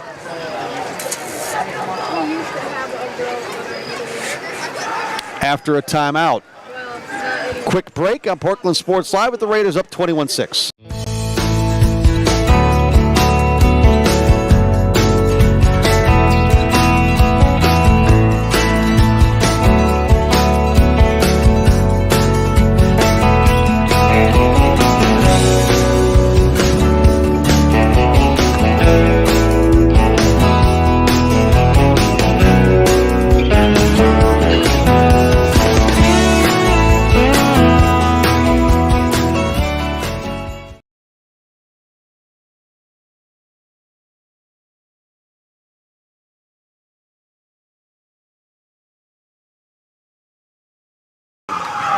A 1:08 on the clock. It's almost a must-have defensive stand here for DeSoto, trying to snap a 6-game losing streak to North County. Brady McClure, the architect of the offense. He's got options behind him. He goes to Landon Whitfield, the senior, and that's a big tackle for loss to bring up 3rd down and 6. Well, North County the last couple of drives has just been methodically almost kind of doing whatever they wanted. It's been nothing big. They've had a couple of chunk plays, but DeSoto hasn't been able to stop it. 3rd and 6. Quick give Lashley. He's got Dragons trying to drag him down. And he will not get the necessary yardage to move the sticks with 30 seconds to go. On 4th and a long 2. No, do you go a hard count here? Do you just put your quarterback, maybe try to QB sneak it, catch whatever him off you do it quicker than they're doing it, I can tell you that. I mean, they're going to try for a field goal here. Clock's at 10 and counting. They don't have to run a play, so they're going to call timeout with, well, the latest rage is 3 seconds. They're going to do it at 2 or 1. So from the 15, it'd be a 33-yard kick, pretty much just to the right of dead center. 4th and 2. They only have 1 second, so they only got 1 play to get off. Cole Mullins has attempted 2 field goals so far this year and converted on both. A lot of factors to consider. Wet ball, holder. But, I mean, we've seen him on the extra points. He has the leg for it. It's just going to come down to a good snap and a good hold. Playoff appearance for the Raiders in 2021. That state semifinal loss to Hannibal after the big win here over Vashon. Playoff runs in 04 and 03 with Steve Aubuchon and Matt Haug. Another one in 01 with Matt Haug. That double overtime thriller with Cape Central down in Cape Girardeau. 1 second to go. Mullins will come on for a 33-yard attempt. Kelton McFerrin is the holder. 1 tick left in a 21-6 North County lead, trying to add 3. The kick looks left. It is left, and that's the half. Trying to score for the 3rd straight drive to end the half. They don't get that, but the Raiders in front, 21-6. And we head down to the field as Mike Reeves will shortly be with the head coach of the North County Raiders, and Brian Jones will talk with Russ Schmidt coming out of the half. Raiders in front at the break, 21-6. Mike. General thoughts on that first half, Coach? Inconsistent, maybe. Executed well at times. Maybe didn't execute so well at times. Defense, after the first quarter, they've played better the second half. We haven't seen anything we didn't have them prepped for. They're finally understanding, and we made some adjustments, kind of made some guys some stuff on. Other than that missed field goal, did you like the way you executed that final 4 minutes of the half, though? Yeah.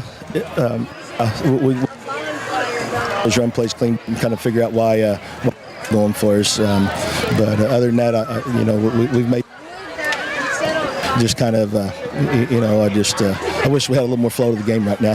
See you post-game. Thanks, Mike. That's the head coach of the North County Raiders, and Brian Jones. 2 things I like out of that quick conversation right there. Inconsistent, which is fine. You can take that. It's a high school sport. You're relying on young people to try to make plays. I get it. But didn't see anything we weren't prepped for. That's the part I really like. Coaching staff doing their homework, watching film, and trying to relate to the kids. Here, look, this is what we think they're going to do, and we need to try to be ready for it. Part A of that equation, check mark. The part B was the inconsistent part. That's the stuff they can now work on. I think that's the hardest thing as a football coach is to know that you're prepped. You've got your kids in place all week. You know exactly what they're doing. They've shown nothing. They had one breakdown on an inside run, play action pass that set Drummond free down the field. But with that being said, you're right. The biggest thing is that inconsistency. Your coaches are ready. Your staff is ready. Your players are ready. But at the same point, execute the plays. Just do the X's and O's like we've talked about all week. Haven't talked about the out-of-town scoreboard tonight. Games of note: Fox and Rittner, Sykeston at Cape Central, Valley Catholic at Potosi, Farmington. We see them next Friday at Jackson. Tonight at Poplar Bluff, St. Genevieve hosting Kennett, St. Vincent's at Perryville, Jefferson goes to Herculaneum, Seckman's at Northwest, New Madrid at Dexter, Crystal City entertains Bayless, a 2-0 Windsor team. We're slated to see them here in Week 7. They get Festus tonight in Imperial, Edwardsville at Jackson, and Washington at Hillsborough. Hey, a couple updates for you coming through. Valley Catholic right now is leading Potosi 21-0. One that I wouldn't expect right now, given the way that they've played weeks 1 and 2, is Perryville is up in the second quarter 13-0 over St. Vincent. That's one that's kind of hard. You know that those two teams always battle with each other. But at the same point, the way St. Vincent has kind of dominated weeks 1 and 2, and the way that Perryville, they've had good wins, but at the same point, you don't know the caliber difference of opponents. That's kind of an unexpected score to be at a 13-0 ball game in the second quarter. Ready to roll up your sleeves and dive into a hands-on career? Middle Area College is ready for you. Their Mac Tech Industry and Technology programs are all about getting to work and making things happen. Whether you thrive on fixing, building, or just plain problem solving, they've got a pathway for you. Welding, HVAC, auto tech, construction, and much more.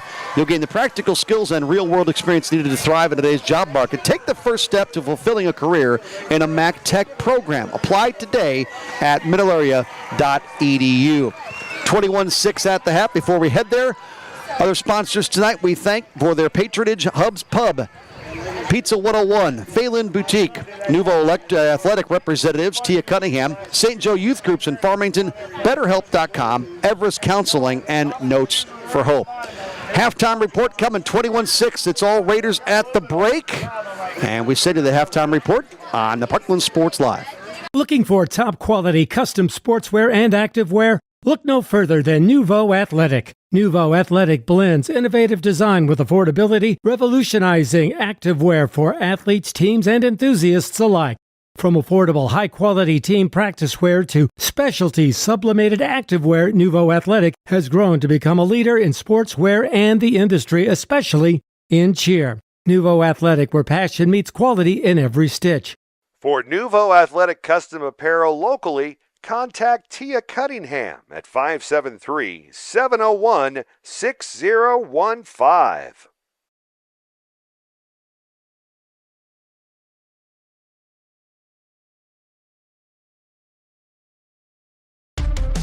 Ready to roll up your sleeves and dive into a hands-on career?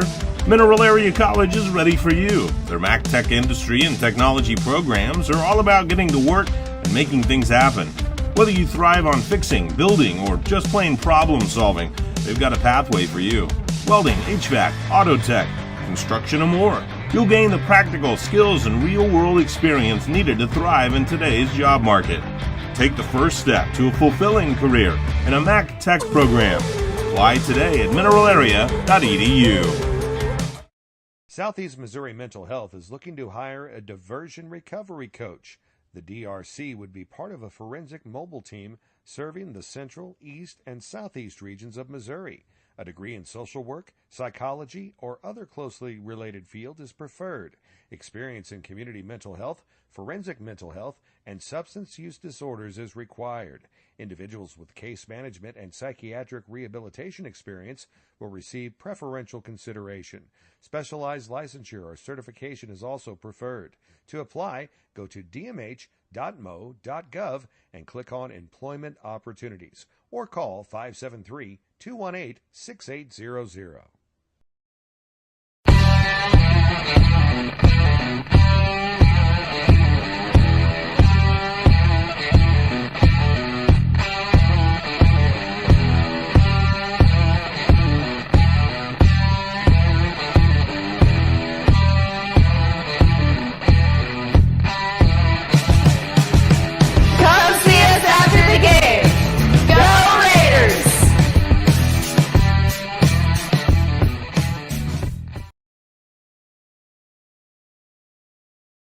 Phelan Boutique is a full-service salon, spa, and tanning destination on Woodlawn Drive in Leadington.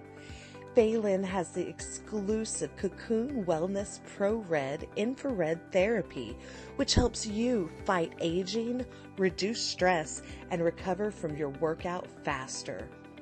This luxury therapy is also affordable with infrared and tanning packages starting as low as $54 a month.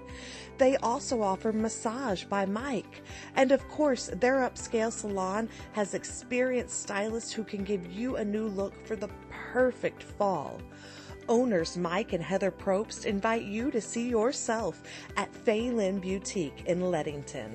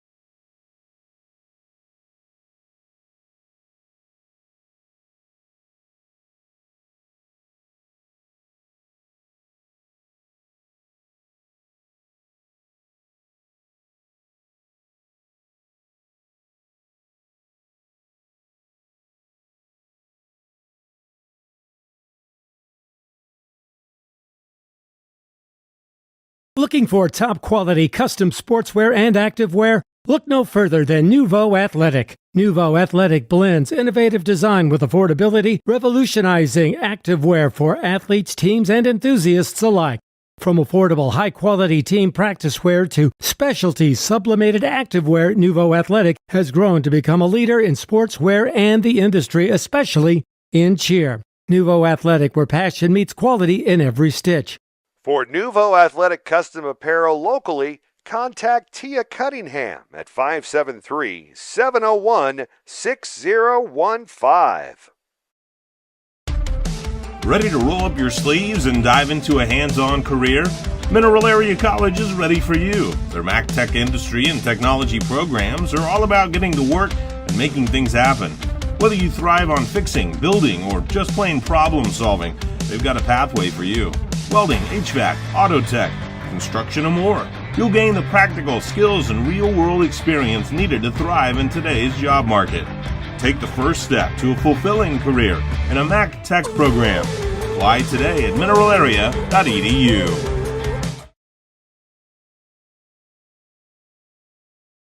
Southeast Missouri Mental Health is looking to hire a diversion recovery coach. The DRC would be part of a forensic mobile team serving the central, east, and southeast regions of Missouri. A degree in social work, psychology, or other closely related field is preferred. Experience in community mental health, forensic mental health, and substance use disorders is required.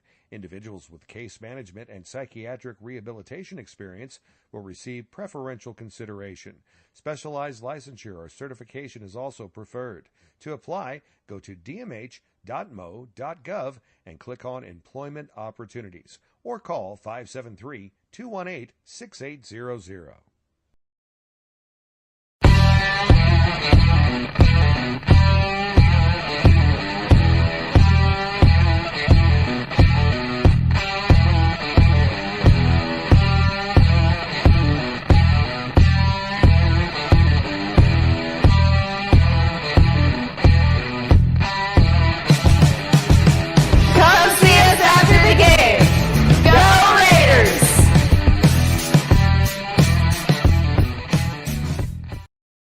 Phelan Boutique is a full-service salon, spa, and tanning destination on Woodlawn Drive in Leadington.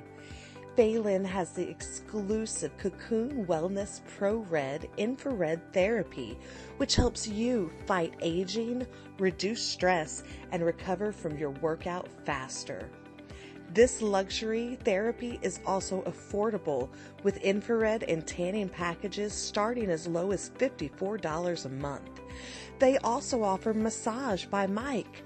And of course, their upscale salon has experienced stylists who can give you a new look for the perfect fall.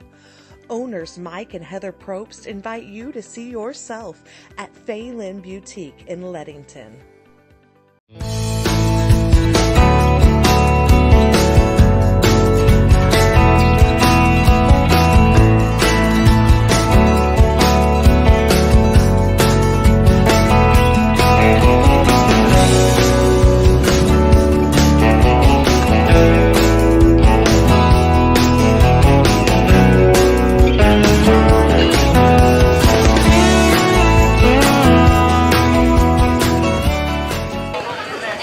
(21-6) at intermission. The North County Raiders with the lead over the Desoto Dragons. Greg Allen, Jake Whitener, Mike Reeves, our entire crew. Great to have you with us. Week number 3 of the high school football season. Our engineer and executive producer, Jason Lowry. Thrilled to have you part of our coverage tonight on Parkland Sports Live, including Southeast Missouri Mental Health, providing mental health services since 1903 right here in Farmington. They serve over 350 patients and have over 1,000 employees, one of the largest employers in St. Francis County, and are growing. Find out how you can become part of our family by scheduling an interview today at dmh.mo.gov, dmh.mo.gov, or call 573-218-6800, Southeast Missouri Mental Health. First half scoring recap. The North County Raiders got the football first, went right down the field and put it in the end zone at a 6-yard strike from Brady McClure to Blaine Kennan. An 8-play, 66-yard drive. Took 3 minutes and 15 seconds. Point after was good, and the Raiders led 7-0. DeSoto answered early second quarter. It was an 11-yard touchdown run by Brenton Drummond. Likewise, a 6-play drive, 60 yards, 3 minutes and 8 seconds, but the point after was no good with 8:04 to go in the half, and it was a 7-6 North County lead. And then the Raiders able to capitalize with 5:33 remaining. McClure with his second touchdown pass of the night, 5 yards out, found Dylan Wisnowski on a 5-play, 32-yard drive after a great kick return. Set the drive up. 2:19 is all it took to get in the end zone, and the Raiders led 14-6 after the point after. And then, Jake, we were in one of those spots where if the Dragons could have come down and answered that, they were only down 8 at the time, you thought, okay, we're kind of back to status quo, right, going into the second half, presuming nothing else transpired. Well, not only did they not capitalize, they gave up points. Not only did they give up points, they nearly gave up 2 possessions worth of points. The Raiders could not convert on a 33-yard field goal as time expired from Cole Mullins, but with 2:10 to go, it was an 8-yard touchdown run by the sophomore quarterback Brady McClure. A 62-yard drive in 5 plays that took just 1:49, and the North County Raiders 21-6 is where it sits at the half. It's just been kind of a do-what-we-do sort of feel for North County. Nothing fancy. And I think early in the season, I heard in the pregame show, it was Coach Brian Jones talking about, what do we not show coming up with Festus and Hillsborough yet to go. But it's been kind of maybe not open up and use the whole playbook because we're also not ready for yet in Game 3. And so far it's working out for them. Yeah, this isn't necessarily a game, especially with where we sit now, that you've got to do much more than what you're already doing. I think it goes back to what Brian said at halftime, the inconsistencies. I think you just try to fix that in the second half, leave your playbook what it is. But I agree with you. It's not been a game of oohs and ahs. It's, we're milking the clock. We've got 5, 6, 8 yards at a pop. A few plays in the backfield, but then each team's kind of, trading punts back and forth. But I really don't think you have to dig too deep right now. I think you just got to, kind of dance with what you brought. Don't try to expose anything. Leave it in, because as you said, there's some tough play to come over the next few weeks for North County. Throw it down to the sideline to Mike Reeves, and I think, Mike, coming into this one, knowing the numbers, knowing the history of the programs, and you didn't need me to send you the sheets tonight to know where these programs have been. Maybe not specifically some of the numbers that the Raiders have won 22 of the last 27, but I think if you asked anybody coming into tonight, who's the favored team? Okay, maybe DeSoto people would not say North County, but I think 95% of the other people would have said probably the North County Raiders. Are you getting that vibe on the sideline? I know you've been on both sides. That North County's opinion is, we're not playing great, but we're kind of okay. And DeSoto's sideline is thinking, boy, we just can't get anything to go right. Is that kind of the vibe generally that you're feeling? Yes to the first part and no to the second part. I certainly felt like North County, you know what? We've got a 15-point lead. We haven't done everything like we really want to do. We're okay.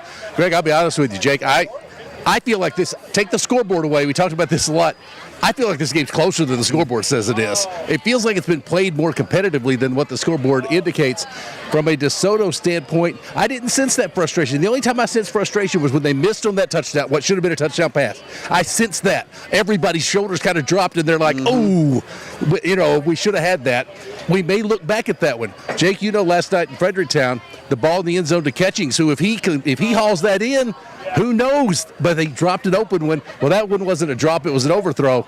But I don't sense that from the DeSoto side. But, Greg, I think what you talked about with North County, yeah, we're not playing our best, and we're up by 15. We're doing enough to get the job done, but I know they'd like to be better. Related to weather, I wish that the rain would decide what it wants to do. And I've had jacket on, jacket off, umbrella up, umbrella down. Now, I'm going to go back a number of years to my grandmother who, God rest her soul, loved her to death. But she was a little different, and she used to talk about things like this, and she used to say, you need to either poop or leave the bathroom. Okay. I wish the rain would do one of those things right now. It's driving everybody down here crazy. Can I ask what you meant by your grandmother was different? My grandmother did not hold back words of any type, and she was always such a fun lady to be around because she would say things that would catch you completely off guard from a lady who you looked at and went, oh, there's Grandma, and then you'd be like, ooh, Grandma, she's Grandma holds nothing back. That was my grandmother, so I cleaned up the comment a tad. So, Mike, I have to say this after our last conversation here, having a grandma like that, the Nether Regions comment from a few weeks back, I know you've heard of the Nether Regions. No, because my grandmother didn't refer to it. She went straight to the source, man. But I had an idea. Okay, so, and no injuries to that part of the body tonight. So, open discussion then, the easiest cliche broadcaster question. If DeSoto's not feeling what I sort of sensed that they were, and you're seeing something different, Mike, how important does that make the opening possession of the third quarter for the Dragons? I'll take it a bit further, not just the opening possession. First points of the quarter, period, especially if they come in the third quarter. As long as the first points in the quarter come in the third, those are huge. If we get into the fourth quarter, they're in trouble because you don't want to be down 15 going into the fourth. So the first possession doesn't have to be points, but I will say the first points that go on the board in the second half better be DeSoto points, and I think they better come in the third quarter. All right. He was a coach, but he wasn't good enough to coach football, so I'll go to the guy that did coach football. Do you agree with that? Yeah, I do. I mean, DeSoto. Don't tell Mike he's right. Have you not learned this yet? Hey, for a guy, I mean, I have to go back. He was my health teacher in middle school, That was decades ago. But, you learn through the years of being on the sideline and being in this situation. And Mike is right. This game does feel like it's a lot closer than a 15-point ball game. There's been a few plays. There's obviously a big kickoff return that wound up setting up points during that drive. But he's right. You have to, if you are DeSoto, you have to make this first possession count.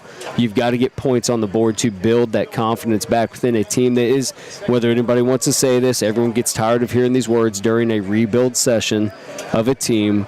You have to make sure that you can dominate that first possession of the third quarter upon receiving the ball and put some points on the board to build when you're in a deficit. Well, and I think that's why the missed field goal is so important, because now that is no good and we sit 15 points, let's just say DeSoto comes out, walks down the field, and sticks it in the end zone. 3 minutes into the third quarter, we could be looking at a one-score game, and everything's kind of right back to kind of even Steven almost. At least they're in it. The feel good is there, and the mountain doesn't seem too high to climb. Yeah, I think you have to do that. You have to chip away at it. Obviously this is right now a two-possession game, and unless there's a change out of, something drastic, North County scores or DeSoto does something different, I mean, you got to understand to yourself, though, that if you put yourself behind the 8 ball, if you dig your hole a little bit deeper, I'm not sure with the way that the offenses have been going that you have enough self-esteem within yourself to build, to get 3 possessions back, over the next 24 minutes. I will say this. We alluded to the kickoff return that's set up for North County. The next closest biggest play there was that play action pass from Drummond that was just overthrown. I mean, that had the possibility to be that big turnaround play they needed. And we also talked about the speed. He could be one of the quicker guys on the field, so it would be interesting to see, especially with the sideline technology they have now, that you get to see the one play after instant replay of what's going on. Both these staffs have done their homework at halftime. 21-6 at the half. Quick timeout. We'll come back with the head coach of the Dragons, Russ Schmidt, after this. Looking for top quality custom sportswear and activewear? Look no further than Nuvo Athletic. Nuvo Athletic blends innovative design with affordability, revolutionizing activewear for athletes, teams, and enthusiasts alike. From affordable, high-quality team practice wear to specialty sublimated activewear, Nuvo Athletic has grown to become a leader in sportswear and the industry, especially in cheer. Nuvo Athletic, where passion meets quality in every stitch. For Nuvo Athletic custom apparel locally, contact Tia Cunningham at 573-701-6015.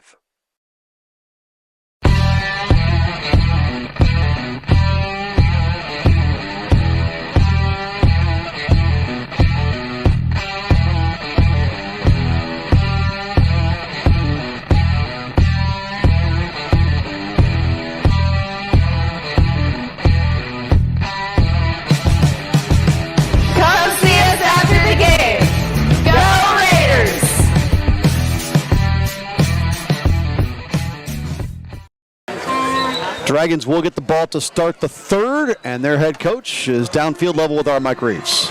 Coach, we were just talking. I want to know if you agree. I feel like your team is closer than the 15 points on the board. Do you feel that way as you went in? Absolutely. I think in the first quarter they had to be second-guessing themselves about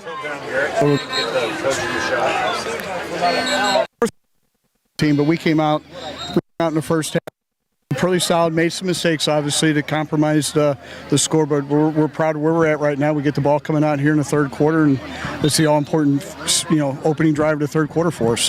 What was the general message to the kids? Kind of what we just talked about there? Yeah, it's about attitude. Yeah. Our kids don't give up, and so we were talking about what we needed to do, our halftime adjustments coming out, and keeping our heads up and keep fighting a good fight. Talk to you postgame. Thank you. Guys, back up to you. All right, Mike, thank you.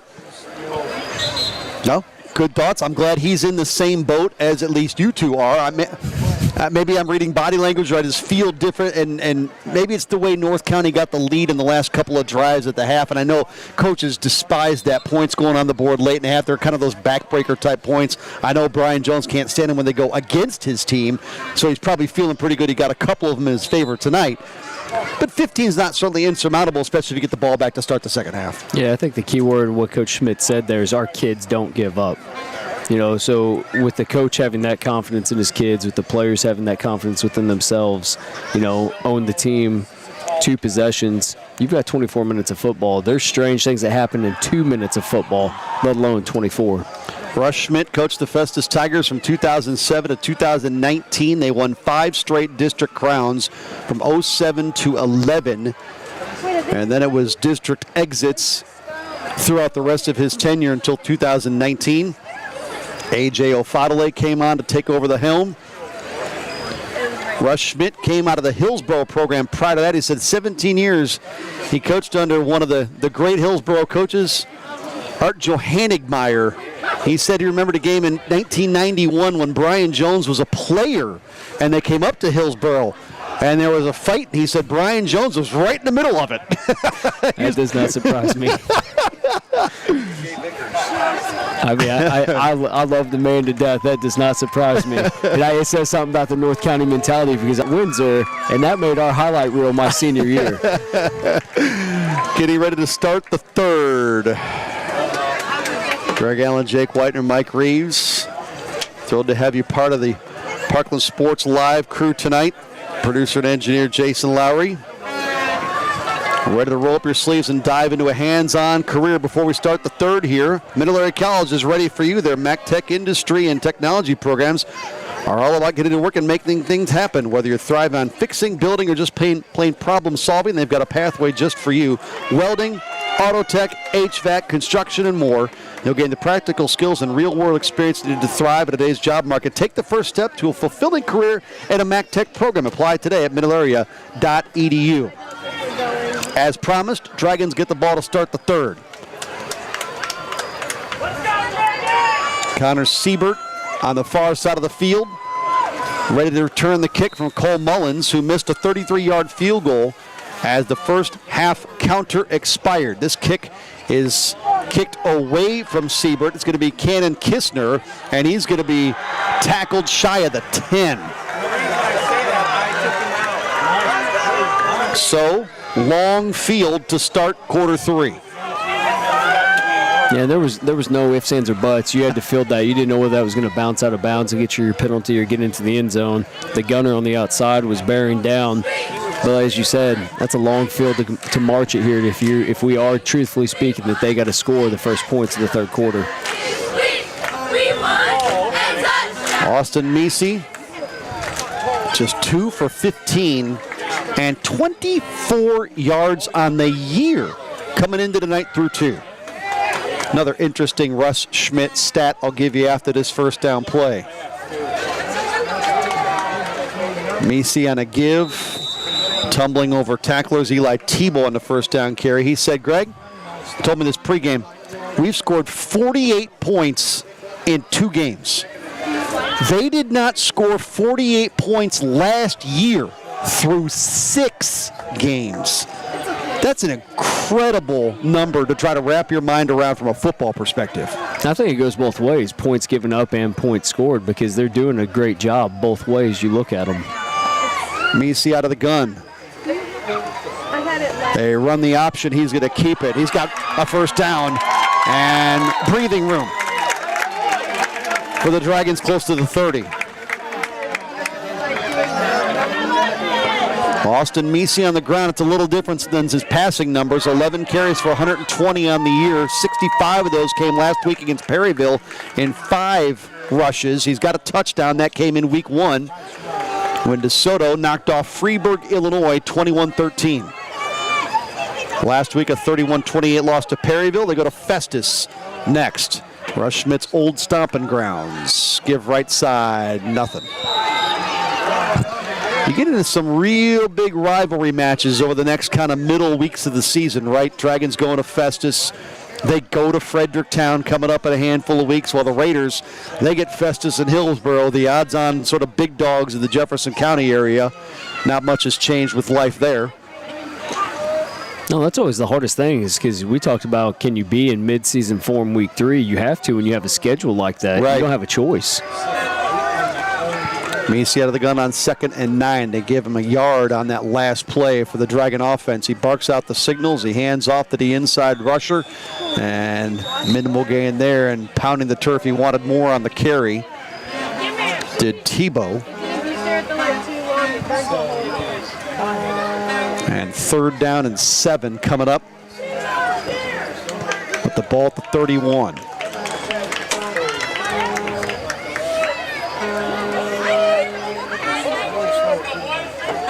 He told me that they've adopted that Dragon State of Mind moniker now. They've plastered it everywhere in DeSoto. It's written inside the locker room.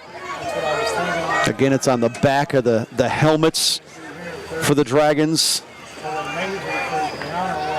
Think about sort of what you're doing this for. Flags fly on 3rd and long, and they're going to lose yards on the play. The give was to Levi Huck, but we'll see what the marker's all about.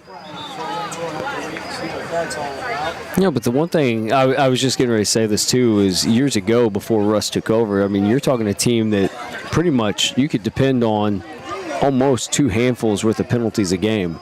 You know, tonight, the physicality's been there. There's been a few thrown inside the mix.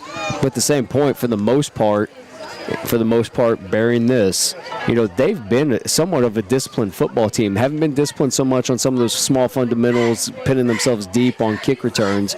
But penalty-wise, they haven't made too many bad decisions. They declined that penalty. It was a procedure call against DeSoto, so the punting unit comes out. Meese stays on 4th and long. We throw it down to our man on the sideline hesitantly. Mike, are we going to learn more about your grandma? No more grandma, but I will tell you that another place that the state of mind will be ingrained will be in my head for a while, standing behind them the entire game, and it's on the back of every helmet. And I've been looking at it all night, and with you guys talking about it, I will know what DeSoto's motto is for the season. I'll know it all year long. State of mind, I got it. Good spiraling kick. Angled to the sideline. Did that go out? I don't think so. That's going to roll inside the 25-yard line. And so the first points of the quarter do not come on the opening possession. And now the Raiders have a long field here with 9:07 to go in the third. And I said they brought that from Billy Joel's New York state of mind, right? DeSoto Dragon state of mind. From their own 23, North County scoring opportunities each of the last 3 drives. Missed out on a 33-yard field goal to end the half. Touchdowns in the 2 drives before that. We'll see what they do on their opening drive of the third. Raiders open a 3-game road trip next week. 2 of them are really short.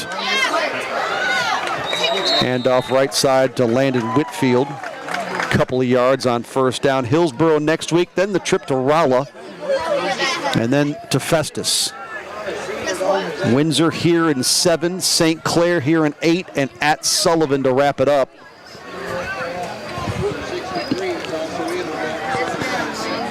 $8:42 to go in the third. 21-6 Raiders. I know he's played over 100 concerts at Madison Square Garden. Mike, are we really going to have a Billy Joel update? Yeah, because I got something to share with you about him coming to St. Louis this month. Right side run. This is Aaron Cook. I decided I wanted to go see him. I've never seen him. He's at Busch Stadium on September 27th. Jake, if you and Greg will both take your paycheck from tonight and give it to me, and I'll add it to my paycheck, I can sit in the upper deck and watch him. Wait, you guys are getting paid for this job? I'm just doing it out of the goodness of my heart. Oops, sorry about that, Jason. 4 minutes elapsed into the third. And on 3rd and 4, they maybe got a couple of them, but not all of them required. And so 4th and it's going to be links of the chain here.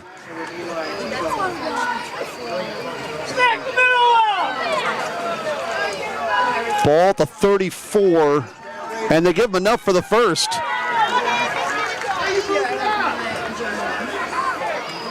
The official came in after the tackle and kind of gave a re-spot of the ball, and after it was all said and done, the Raiders had gotten far enough. McClure under center this time, 2 tailbacks behind him. And the give to Cook again. Boy, he just looks like a battering ram. The body size, the way he moves. If you watch, whenever he takes that, it's not the same run game they had against Farmington, because at Farmington it was helmet down, shoulder pads down until he hit the second level of linebackers. He's doing a great job right now being patient behind the offensive line, waiting to find that A-gap, B-gap on the strong side, and then bursting through to the second level.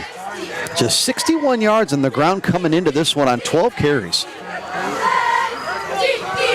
Aaron Cook, deep man again in the formation. Lashley in front of him. They go to the front guy, Lashley, and he'll take it close to the 50 on the 5th play of the drive. Well, that's risky. Having a Billy Joel concert in late September, Busch Stadium. Mikey could have weather like this. Bring that umbrella.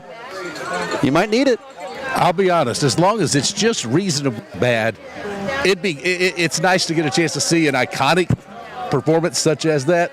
But, yeah, you're not getting in there for nickels and dimes. I found that out the hard way. It's not happening. 6.5 to go in the third, and the Raiders sitting pretty up 15.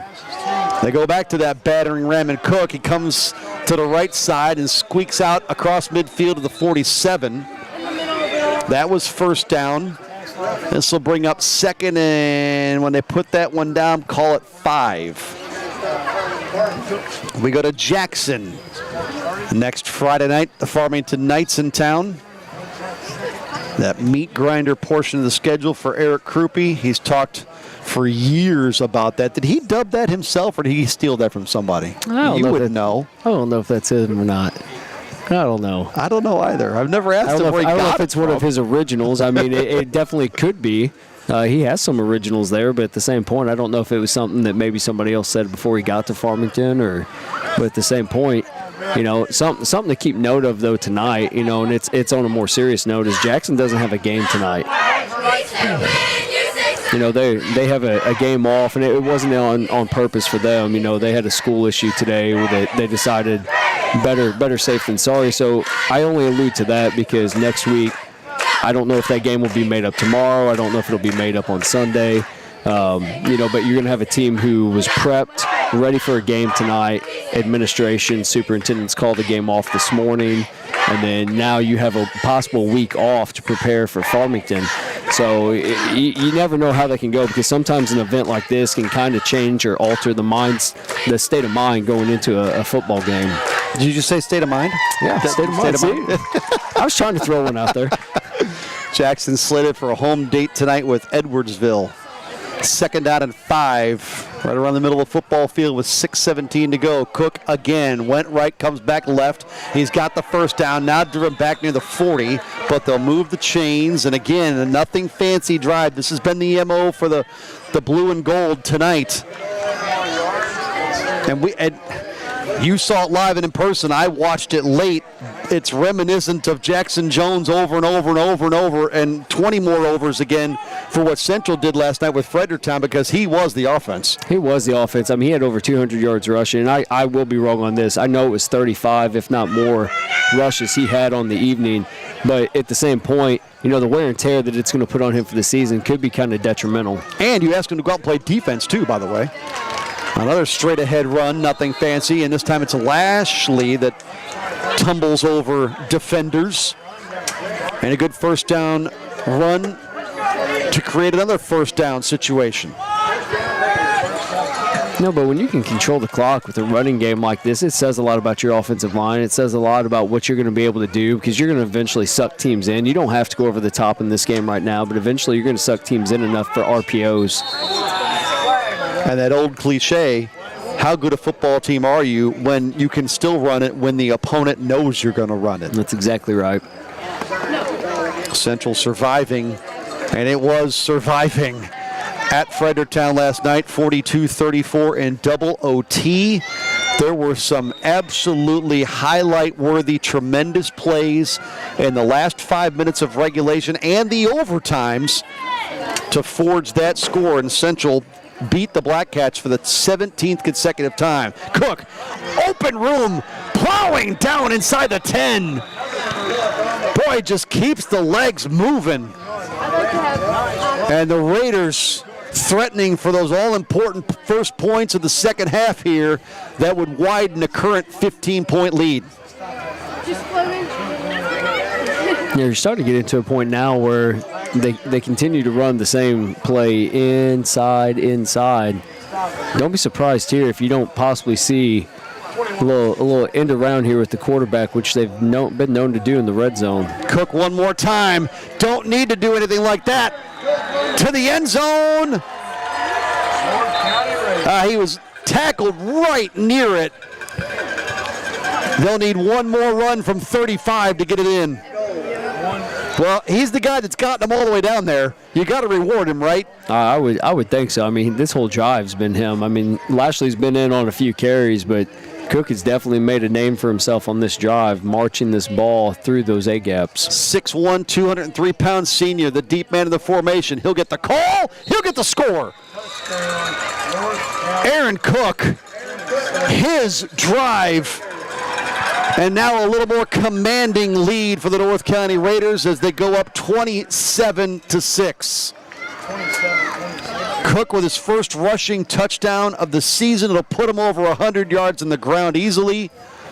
And the point after pending, coming from Mullins to make the lead 22. That has leg plus. It's good. Mike Reeves, you talk. The first time tonight that what we talked about earlier has occurred. Lots of dejected-looking faces and a lot of bad body language after that drive from the DeSoto side. And if you're North County, guys, think about this for a minute. If you would have been in the locker room and said, here's what we need to start the second half, fellas. We need a defensive stop, and then we need a long, sustained drive that ends up in a touchdown. You could come out and say, yep, that was it. Great coaching there, guys. That's exactly what we wanted. And I feel like because of DeSoto's lack of ability to consistently throw the ball, I feel like that one determined the outcome in the winner tonight. Now we'll just see how you play from there in terms of not giving up and quitting. We'll watch that a little bit from Desoto. Does Desoto now have to throw the ball, Mike? I mean, whether or not Misi had the numbers coming in? That's the scary thing, is that you feel like they have to, but if it's not what you want to do, and we talked about this before. I know Jake and I, we talked about this. You said a while ago, run it when everybody knows you're going to run it and still run it effectively says something about you. Well, most teams will tell you we want to throw it when we want to throw it, not when we have to throw it. And I don't know if this team can throw the ball when they have to. I think that's an awfully big ask. Well, I would assume we would soon find out. 4:11 to go in the third. And the reason that drive took so much steam maybe out of the sideline of the DeSoto Dragons, how about 11 plays to go, 77 yards in nearly 5 minutes, 4:56. It ends in points. It's the first points of the third, and it makes the hole bigger for the visitors. Well, not only that, I mean, Mike just alluded to it, the dejected faces from the sideline, but then they get an unsportsmanlike penalty on the PAT that winds up allowing a 15-yard penalty on the kickoff. And so the kickoff goes through the end zone, and it's another 20-yard line start with 4:11 remaining in the third for the senior Austin Misi and the DeSoto Dragons. Well, Rome wasn't built in a year. DeSoto's not going to turn it around in a year. Dragons last year 1-9, just like they did the previous year in this final of 2 seasons under Keith Woodland after they went winless in Keith Woodland's first seasons. They've won 3 games in the last 4 years combined. This year only obviously through 2 weeks. That's hard. I mean, it's really hard. It's really hard. The program that I inherited at Fredericktown, it was kind of like this. We had teams like North County that were constantly on our schedule. We went from a 1-7 COVID year to the next year 3-7, 3-7, and I mean that's all you can continue to do is try to build the program. Misi on an option turns the corner across the 30 and close to the 40-yard line, probably when it's all said and done on the far side. But it's going to have to be a lot of that. And now you're going to rely on your defense to keep the Raiders off the board, which obviously in that first drive of the third was tough. And the way the second quarter finished with potential scoring drives on the last 3 for North County, DeSoto's defense hasn't really been there over the last 20 clock minutes. Yeah, and that's tough. I mean, between Lashley and Cook running between the tackles, if you do find a way to pinch in and take them out, then you have to worry about getting around the edge and, trying to contain a 3-headed monster on this offense because they haven't seen McClure coming around the end yet. I'll try the right side this time and nothing there with Drummond.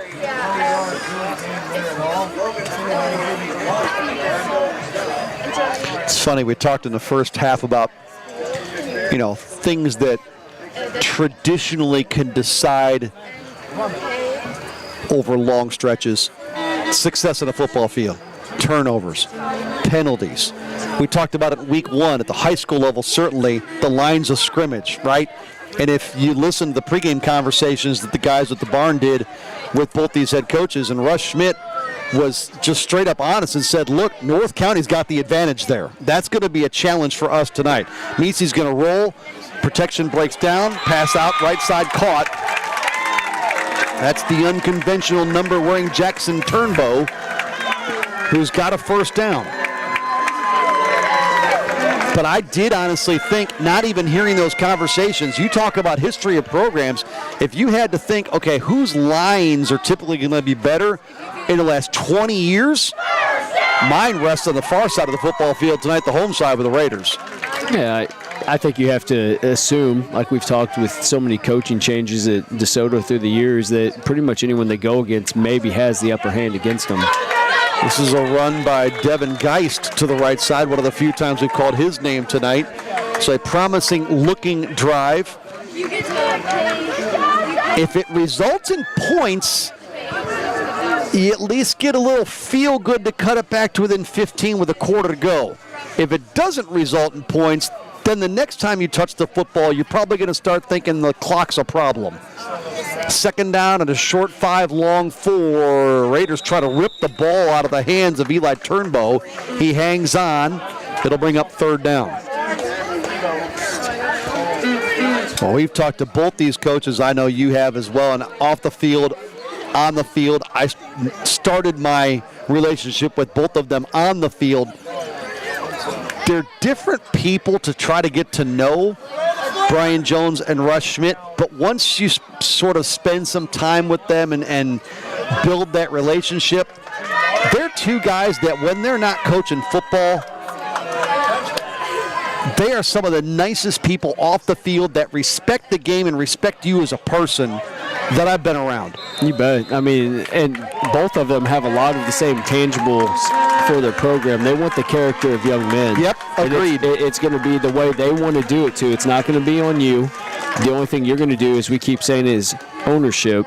You're going to own what we want as a program, and we're going to develop you into a very healthy young man if you stick by us. And a lot of coaches talk about that, building young men. It hits different from these two guys. I don't know why.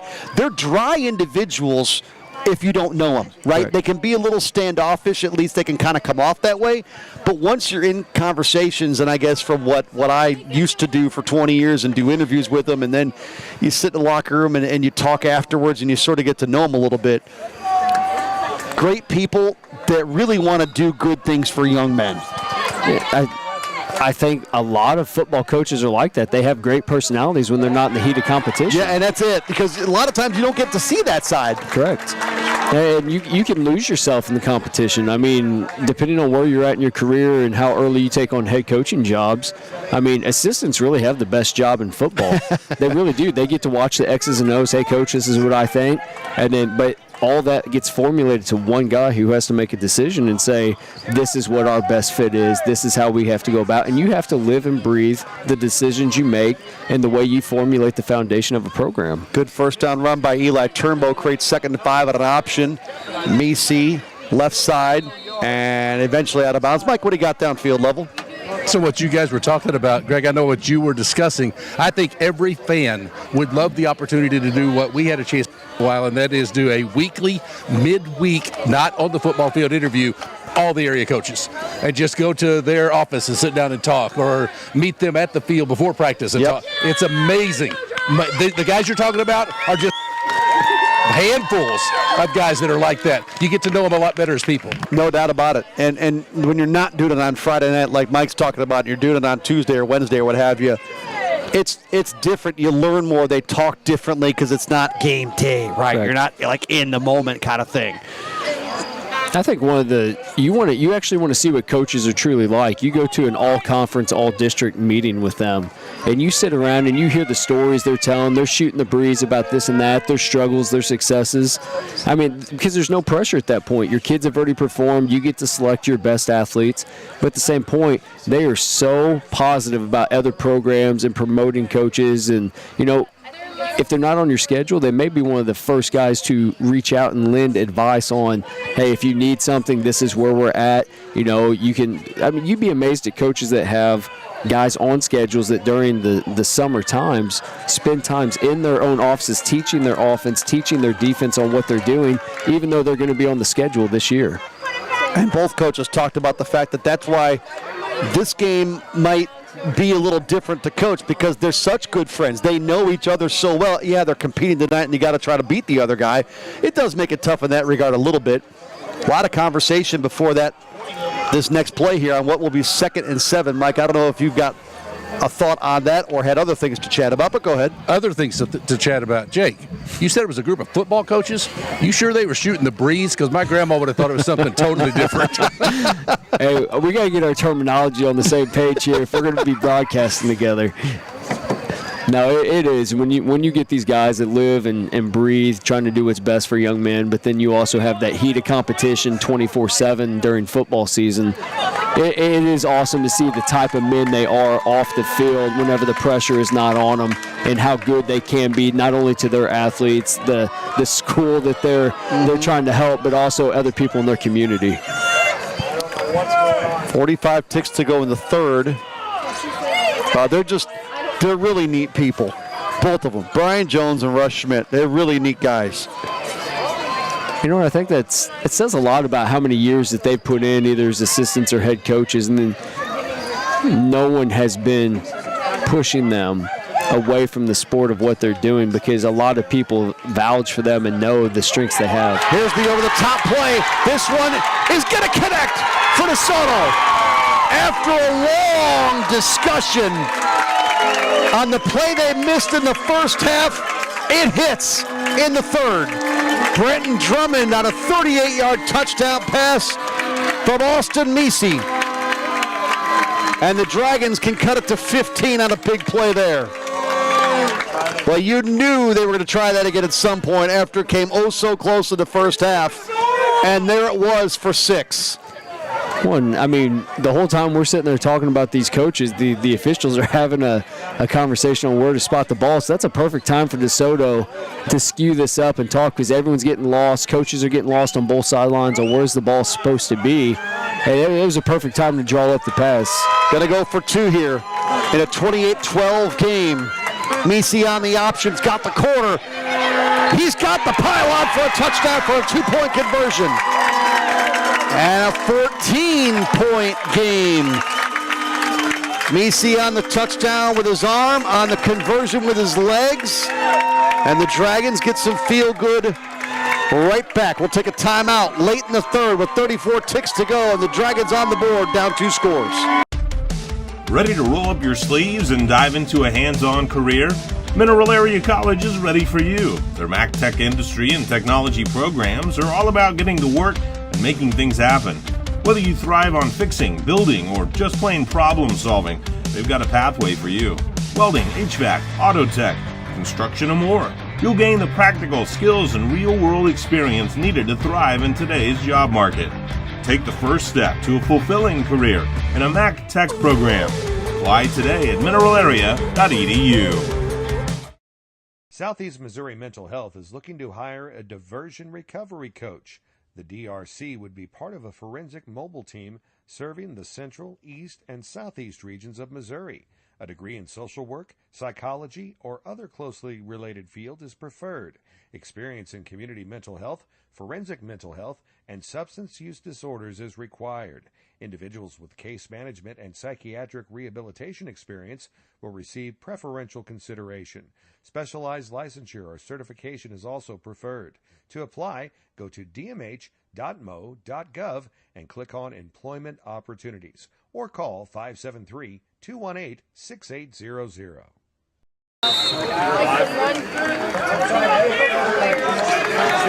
I guess when you're the trailing team, everything becomes oh so important, but after a touchdown, now an oh so important defensive effort needed here by DeSoto to keep the Raiders off the board at a 28-14 game with 32 seconds to go in the third. You know, this is probably the most important defensive drive they had. I know early in the game it was time to either, see what your defense is made of and make a stand. They've got to stop this inside run game from North County if they want to get back in this game over the next 12 minutes and 32 seconds. 38-yard touchdown pass, Austin Meese to Brenton Drummond. 8 plays, 80 yards, 3 minutes and 37 seconds. Raiders, as expected, keep it on the ground. They will not have to run another play to get to the end of the third. As we climb up and cross 20 seconds remaining in the quarter, they gain 3 on first down. 14 and counting. The Raiders standing and looking. We'll probably just take it to the fourth. Up 2 touchdowns. 3, 2. They will get a play on 2nd and 7. Cook, the ball carrier. It'll be 3rd and 1, maybe 2 to start the fourth. 28-14. The score through 3. Our coverage brought to you by Notes for Hope, Everest Counseling, Nouveau Athletic Representative Tia Cunningham, Phelan Boutique, Hubs Pub, and St. Joe Youth Groups in Farmington. Fourth quarter next on Parkland Sports Live.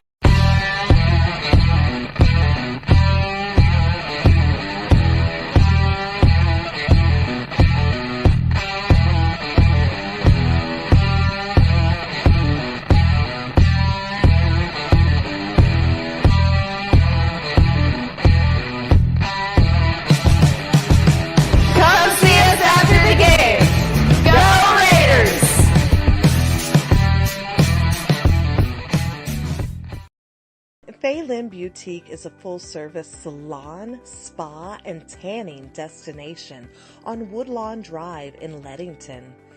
Phelan has the exclusive Cocoon Wellness Pro Red infrared therapy, which helps you fight aging, reduce stress, and recover from your workout faster. This luxury therapy is also affordable with infrared and tanning packages starting as low as $54 a month. They also offer massage by Mike. And of course, their upscale salon has experienced stylists. I would have said a rather large third down play, but had they not converted it, Raiders probably would have gone for it. We won't find out. It was enough for a first on the carry by Lashley. Mike Reeves, what do you got? About an interview that the Barn did about this team in year. Microphone not good, Mike. Cook maybe back to the line of scrimmage on first down right at the midfield stick. Just come closer, Mike, just straight across the field. It's okay. They'll let you stand on the hash marks. Don't worry about it. 11-19 and counting, fourth quarter, and boy, do the Dragons need to keep the Raiders off the board on this drive at a 28-14 score. Raiders opened the game in the opening drive with a touchdown. DeSoto could have tied it, missed the point after. Got that back, though, on the last touchdown with a two-point conversion. So we're back to a standard-looking score on the gridiron, 28-14. Cook met after a 2-yard pickup. Levi Huck. Oh, that was two trains going the opposite direction, meeting at the 48. Oh, you had a great look at that one from our camera angle. It's right on the line of the football. No, my question here is, DeSoto starting to shut down the inside run. Do you go outside or do you throw it? McClure's going to throw it on a roll. He's pressured. Ball, batted. It's live in the air, and the Dragons can't get there. Oh, that could have been a game changer, but it brings up fourth and long, and the Raiders punt unit comes out. Oh, there's nothing worse from a quarterback looking up a live free ball in the air like that, just hanging there that you hope falls to the turf. Something wasn't right on the setup, that or they brought an extra man off the outside, because McClure didn't have any time at all to get that ball. He double pumped it and just hopefully was trying to get it over the defensive line's head. There's the snap. Punt, high hanger, fair, caught near the 20. We'll try Michael again at midfield. Michael? In the pregame interview, guys, with Brian Jones, do you remember one of the comments he made about DeSoto was, in years past, things would have quicker, but this example tonight, this is exactly what he's seeing from that group. There is no quit. They're still fighting. And Russ Schmidt talked about, too, that same point in last week's game against Perryville from last year, right? That game would have looked a lot different. He told me that in the field tonight. And that's what you're talking about with Brian Jones of what this Dragon team looks like. And here they are again, no fight. Not much on that. Maybe a couple yards on that first down carry, 28-14. But they've stiffened enough to make you think that they're still in a football game with time left where it's not panic time. So that's the most important thing, is there's time left. You know, if you're going to make a defensive stand, you did it at the right time. Yep. There's just enough time here to maybe march one, get another stand, or kick an onside kick to another march down the field. Does Misi think about putting it in the air? Not on second down and 7, and wrestled down as Tebow. You do have to sort of ratchet up the tempo maybe a little bit if you're DeSoto. Yeah, I know there's 9 minutes left, but you have to understand there's got to at least be 2 possessions for sure, if not a third, depending on whether you onside kick or try to go a 3-and-out series here. You do have to, almost double the time or go double time back to the huddle. Well, 3rd and 6, nothing too risky here, you would think. They do go handoff to the inside, and it's going to be Tyler Pipkin to stand up the ball carrier. And 4th down. Dragons looking at a quick 3 and out on what will be 4th and a short 3.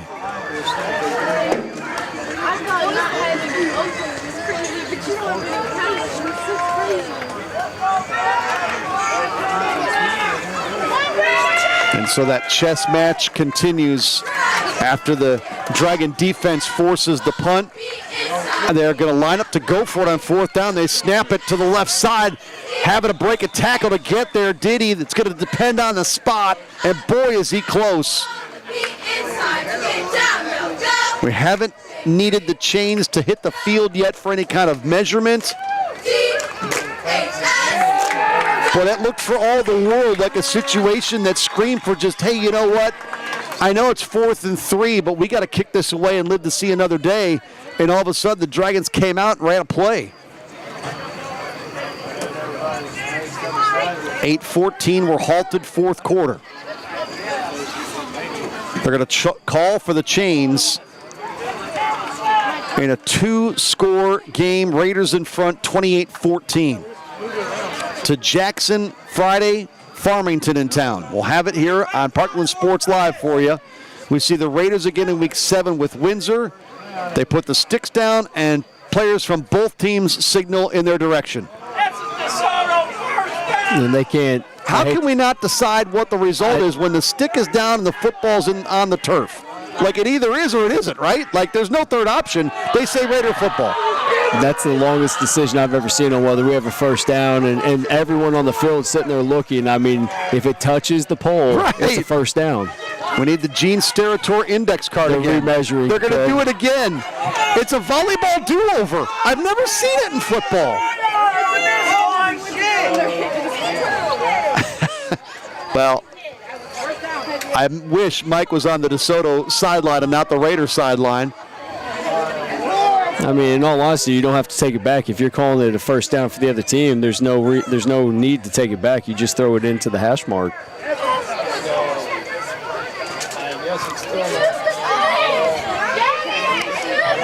Boy, we had some confusion earlier and some long discussions on where to spot the football. And I believe North County is going to gain possession here. I think they brought the chains back out just so they can put the football at the right spot on the field with relation to the hash mark. In any event, 8:14 to go, 4th quarter. Raider ball up 14.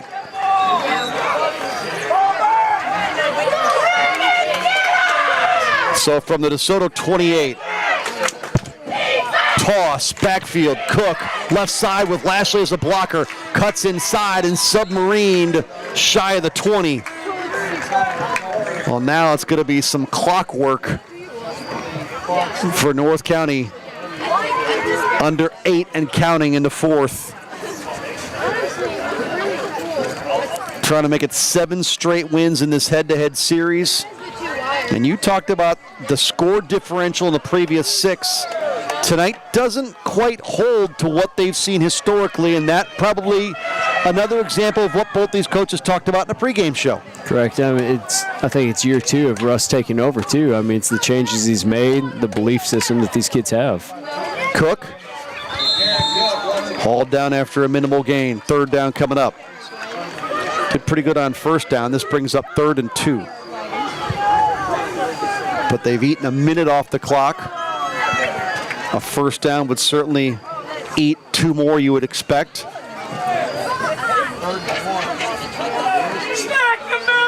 Both these teams after tonight go north. Raiders at Hillsboro next Friday.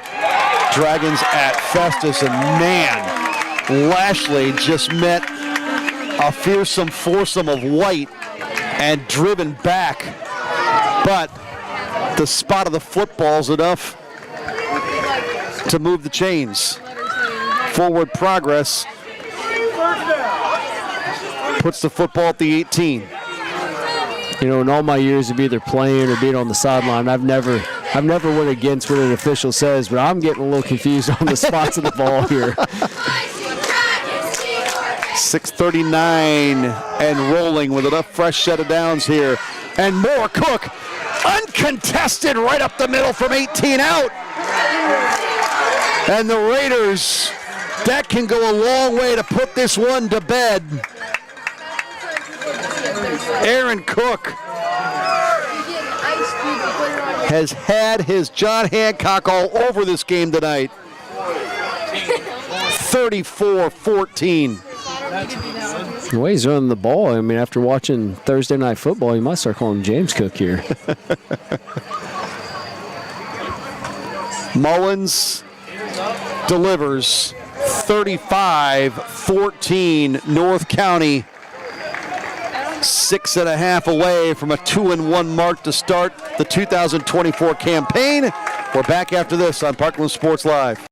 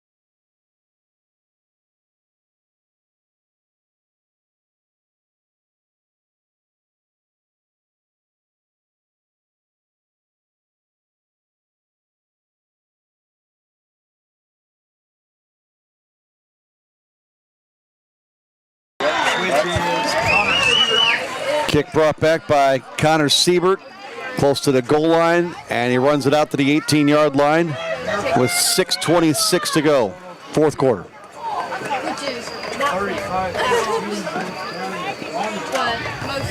Make it the 19.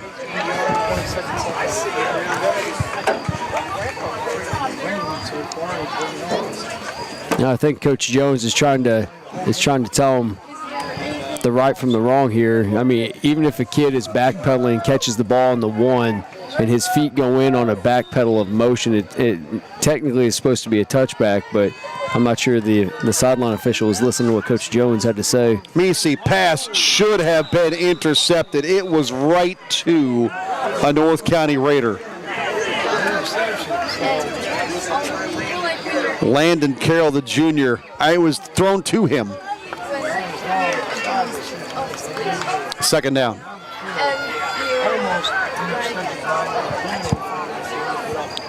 Last time DeSoto was 500 was 2018. They finished 5-5. Did so under Chris Johnson. Did so under Coach Johnson in his first year in 16. And Doug Baker's second of his 2 seasons in 15. Their last winning season was 2010.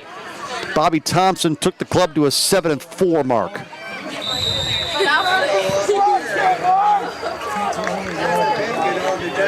And a 1-2 start to the season, more than likely this year for Russ Schmidt, in year 2 for him.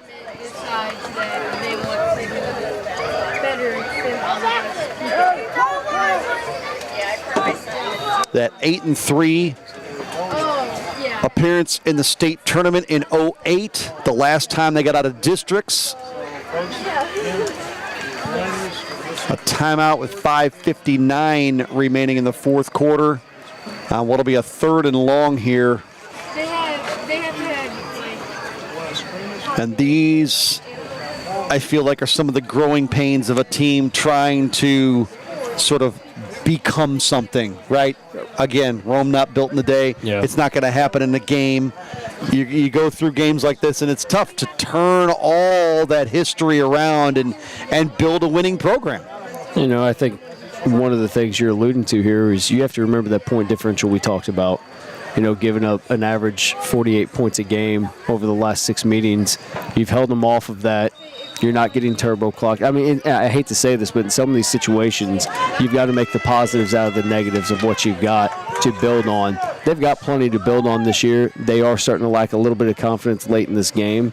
But that's something as a coaching staff, you just got to try to reiterate that next week we've got another game. Don't bow your head. Just finish this game out. Misi, option, keeps it right side. Has a little bit of running room. Takes it across the 25-yard line.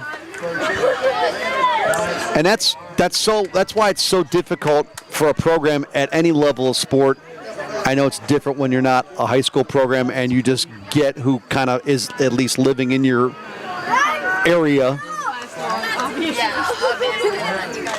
But for any team, and that's why it's so amazing what the Patriots did.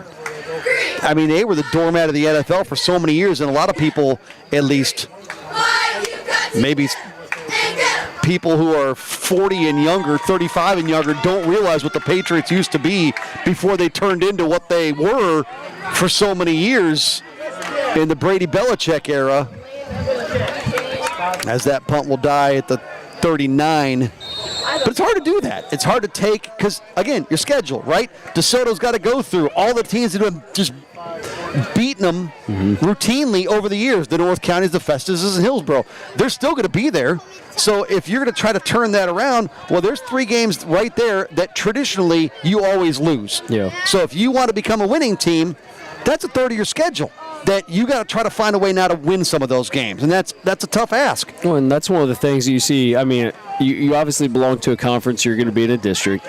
You know, it's not like you can go an independent schedule and schedule the teams you want. Right. But a lot of the times, I mean, you will see teams that are struggling. They do try to get those 3 or 4 games that are non-conference games to be teams that maybe they do have a fighting chance against for that exact purpose, to try to help build the momentum of their kids. And you have to. You know, you talk about being in a professional setting. You know, you're paid money to win football games.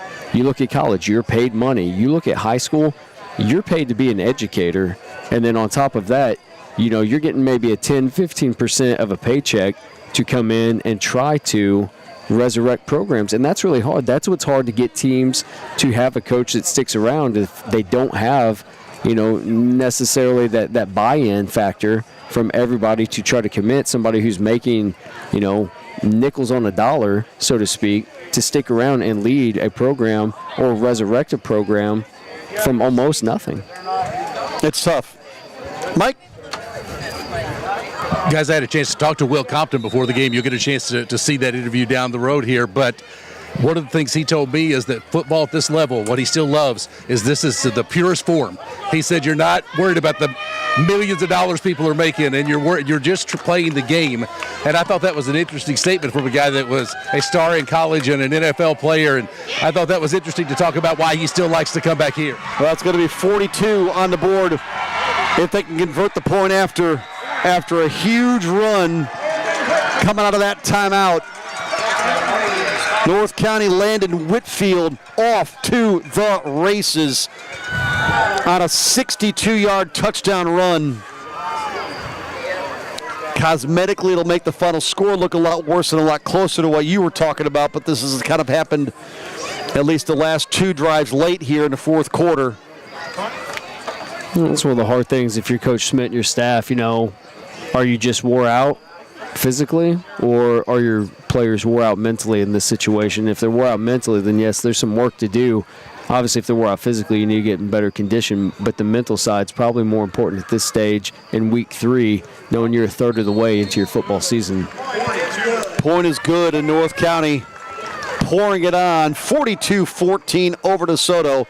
4:54 to go in the fourth on Parkland Sports Live. Southeast Missouri Mental Health is looking to hire a diversion recovery coach. The DRC would be part of a forensic mobile team serving the central, east, and southeast regions of Missouri. A degree in social work, psychology, or other closely related field is preferred.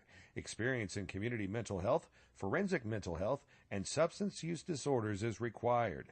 Individuals with case management and psychiatric rehabilitation experience will receive preferential consideration. Specialized licensure or certification is also preferred. To apply, go to dmh.mo.gov and click on Employment Opportunities or call 573-218-6800. 10 seconds for Landon Whitfield to run 62 yards And it's a 42-14 ball game.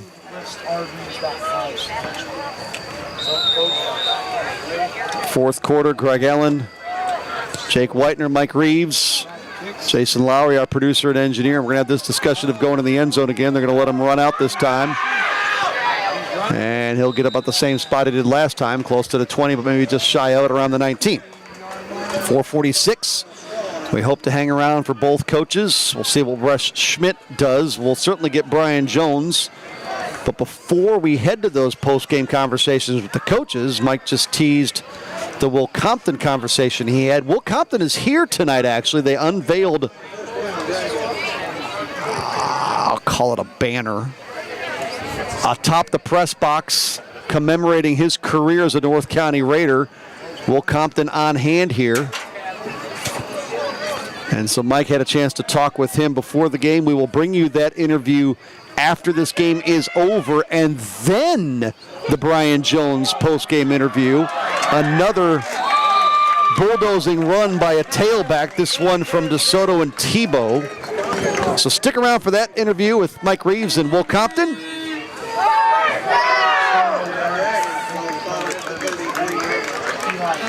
We'll have that for you at the conclusion of this one, and then the coaches from here tonight, hopefully that we'll get a chance to talk with Rush Schmidt as well. 1st and 10 from the 33. Drummond to the right. Drummond across the 35 to the 36 and tripped up. And so wait, let me ask you this. You've been doing this how many years, Craig? 24. 24 years. Situations like this, coach flipping the script on you, what do you think for DeSoto? Like, what for Coach Schmidt, what are you trying to resolve yourself here over these last 4 minutes? You're asking myself to put me in the head of Rush Schmidt? I'm asking the guy for 24 years. You know, the guy's 2 years in his second year. You know, what do you think he's telling his kids on the field right now? He's probably telling them, don't quit, don't give up. But I think as a high school kid, it's awfully tough to turn around and not look at the scoreboard and think, what are we playing for? Like, there's 4 minutes to go, coach. This game is over.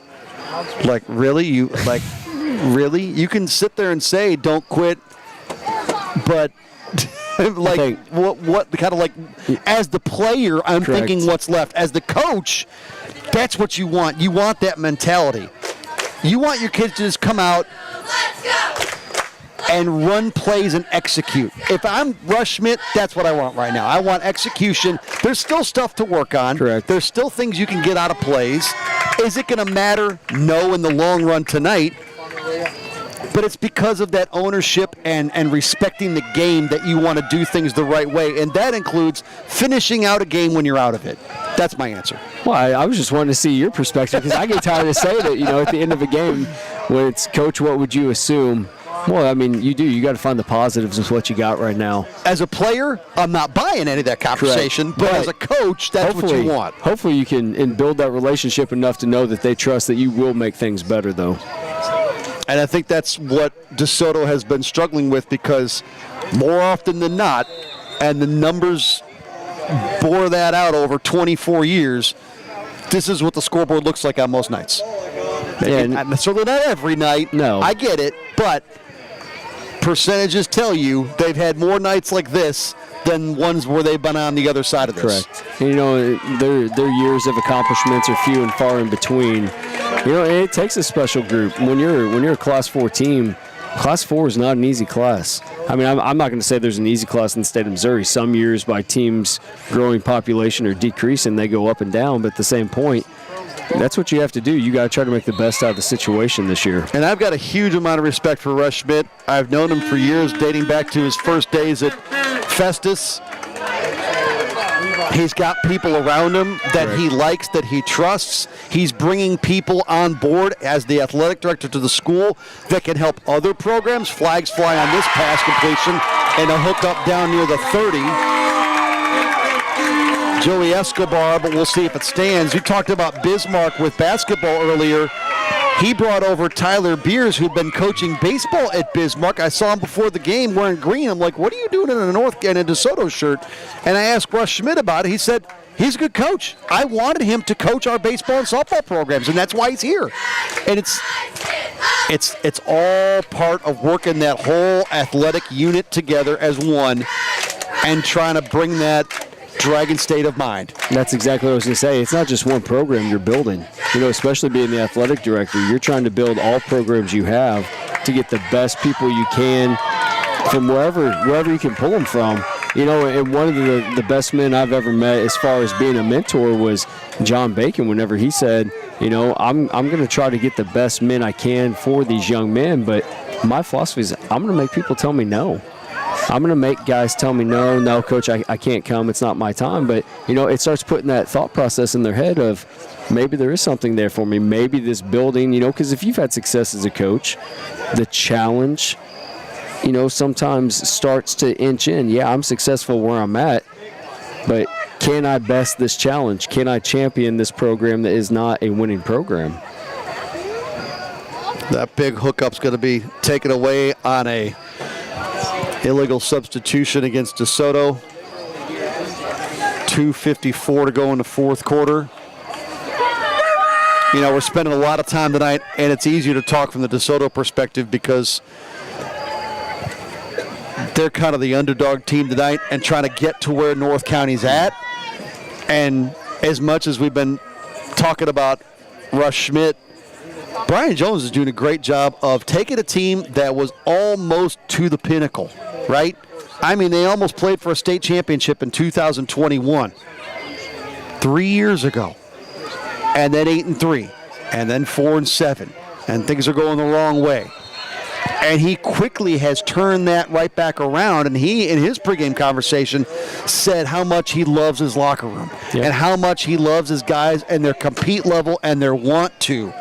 And that is a credit to him to take a team, and we talked a lot about this in week number 1, a team reflects the identity of their coach, right?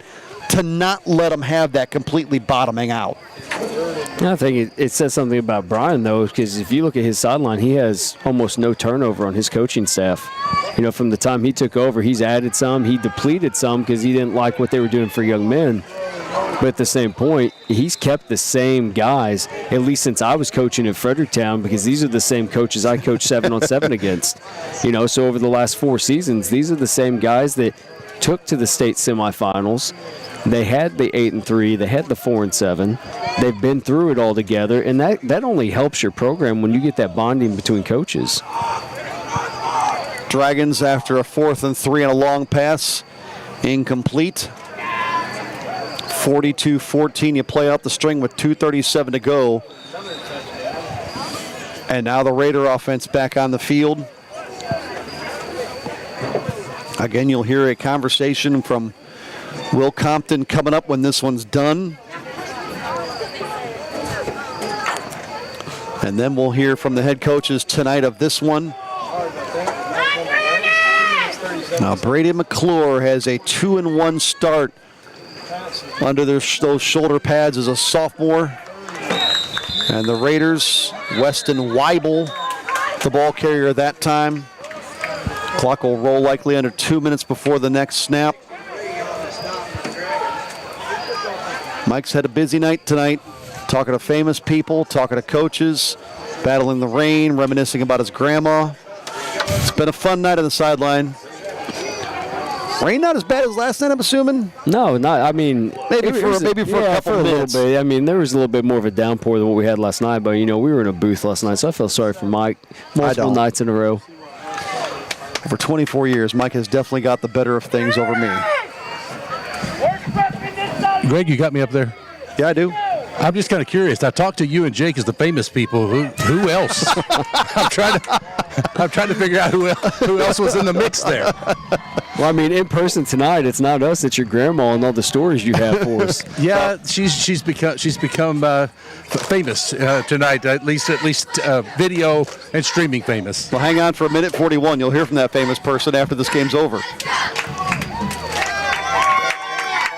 Raiders will take that 2-1 mark to Hillsboro, but you're going to learn a lot about North County the next 3 weeks. I'm anxious to see it. Obviously, the rivalry game with Farmington to start the year and then you get a loss followed by a win here tonight, and then you get 3 on the road. Not so much known about team in Rolla, but you know everything there is to know about the other 2 in Hillsborough and Festus. Yeah, and Hillsborough's had kind of a weird start to the year. That MICDS game, they got called in the third quarter, and then it was up to Misha to make a decision on who did what, and MICDS winds up winning that, which was not something you expect. You expect to try to get that game in, but at the same point, you lose one of the Brown brothers down to SEMA, who's having a tremendous year, and then younger brother is still there at the quarterback running the helm. I mean, there's still an arsenal up there. Multiple years of having multiple D1 athletes leave your program, Austin Romaine, and then Peyton Brown. There's a lot of good things up there, so the Borough is going to bring a chip on their shoulder to North County. Well, that's where the Raiders go next Friday, as the Raiders finish this one out with a couple of kneel downs while the Dragons rush Schmidt to his old stomping grounds at Tiger Stadium in Festus. That's what's coming up next Friday in week 4 for the visitors tonight. But it's North County who makes it 7 straight wins over DeSoto, a final tonight of 42-14. We'll take a timeout. We'll come back with more. Will Compton, stick around for that interview. Our Mike Reeves talked to him earlier tonight. We get coaches from this game coming up as well. It's all ahead on Parkland Sports Live. Will Compton, back in the Parkland, back at North County High School. Let's start there. What does it mean to get a chance to come back, and they've treated you so well, and I know you've been so good with the school and the community. What does it mean to be back? I mean, it's unbelievable, man. They ran this little highlight reel, and just knowing I didn't get to play on the turf, I was on the grass, but knowing that I came from here, from this place, playing Friday Night Light football here, it really is. It's super cool. And for them to put a sign up, the key to the city, it's awesome. It is awesome. When you look back at the time that you played here, does it feel like forever ago or yesterday? Man, both. It feels like forever ago because the kids, they're so much younger. I'm so much older. I'm about to be 35 next week. But it feels like I could go back to school tomorrow with my same friend groups, be as rowdy as we were, play high school football. But it is nuts thinking that it has been like almost 2 decades now. Well, when you think back to high school, is there 1 or 2 memories that stand out, game-related, practice-related, whatever it may be? Is there something that just stays in that memory bank from those years ago? Man, number one, when I was a freshman, I believe we went 13-1 or 12-1, went all the way to St. Clair and got beat. And that playoff run that we had felt really special. The next year when it was Dan Harris, Nick Neely, they were seniors. I remember those guys. I remember kind of the upperclassmen of my group. For myself, junior year, we played Poplar Bluff. And I had a lot of yards in the first half, I think 4 touchdowns, and that's a memory I'll have forever because the next year on their local newspaper it was like, how do we stop Will Compton and company? But that's like a cool memory that I remember. Move forward. We'll go past the college days just because of the shortness of the time that we have. But what are the NFL memories, and how different is it playing that sport as a job versus, hey, I'm in high school enjoying this? How big a difference is there, obviously, besides you get paid to do it? Yeah, the purity of high school football is as close as you get, man, because college was all time. I loved my time there. That felt like a brotherhood. And then in the NFL, you have your moments of building that team in the offseason, but it is such a business to where you don't know if the guy next to you in the locker room is going to be there tomorrow.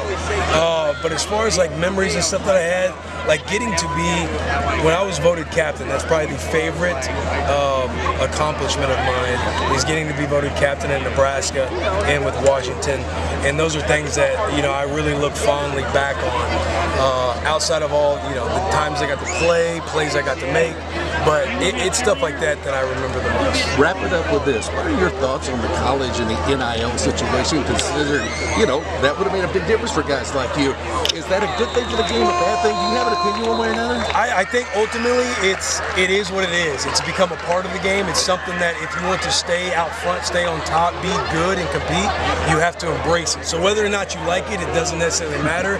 It's embrace it. How do you get these guys in? How do their motivations change coming out of high school? Because they are a lot different from when I was coming out, where you're picking the school, you're picking the coaching staff, you're picking all these other things. Now it is going to become a little bit more transactional, but at the end of the day, that's where the game's going. I know you got a lot to do. We'll let you get to it. Thank you so much for your time. Good to see you. Yes, sir. Looking for top quality custom sportswear and activewear? Look no further than Nouveau Athletic. Nouveau Athletic blends innovative design with affordability, revolutionizing activewear for athletes, teams, and enthusiasts alike.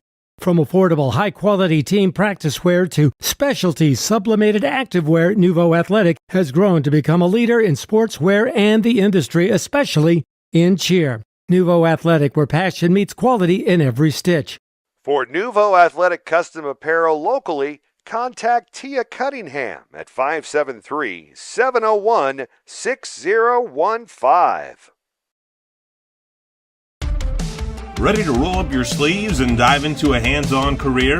Mineral Area College is ready for you. Their Mac Tech industry and technology programs are all about getting to work and making things happen. Whether you thrive on fixing, building, or just plain problem solving, they've got a pathway for you. Welding, HVAC, auto tech, construction, and more. You'll gain the practical skills and real-world experience needed to thrive in today's job market. Take the first step to a fulfilling career in a Mac Tech program. Apply today at mineralarea.edu.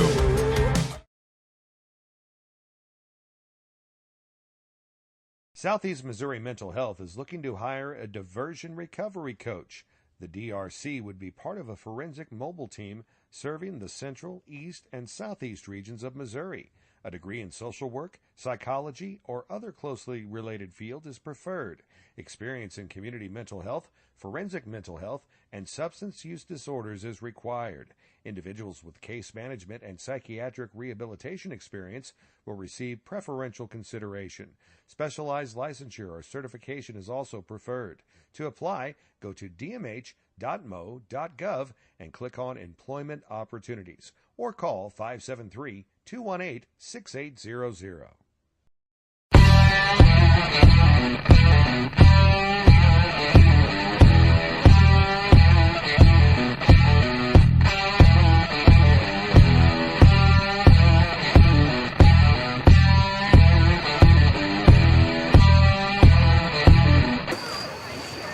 42-14, the North County Raiders beat the Desoto Dragons in week number 3.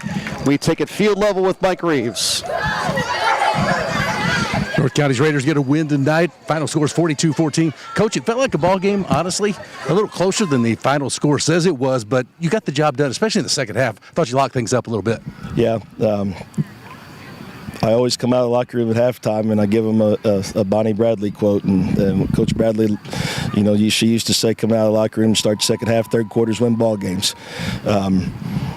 We challenged the defense to come up and produce a good stop third quarter, right off the bat. And they did that, and we were able to get the offense on the field and make a nice drive down the field, kind of controlling the clock and having a good possession, and ended up with the score.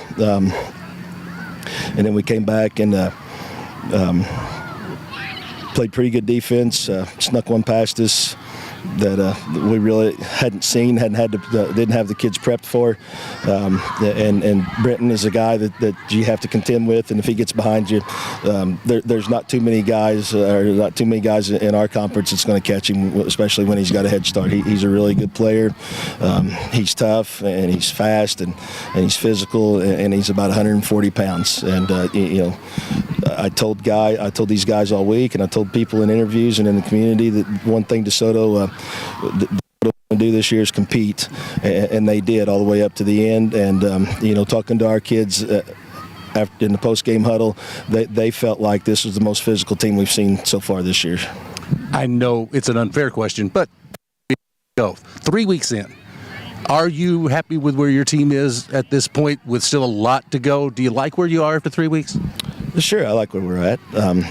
We've competed, and that was our big deal, and that we wanted to do this year, compared to last year. And these guys aren't complacent.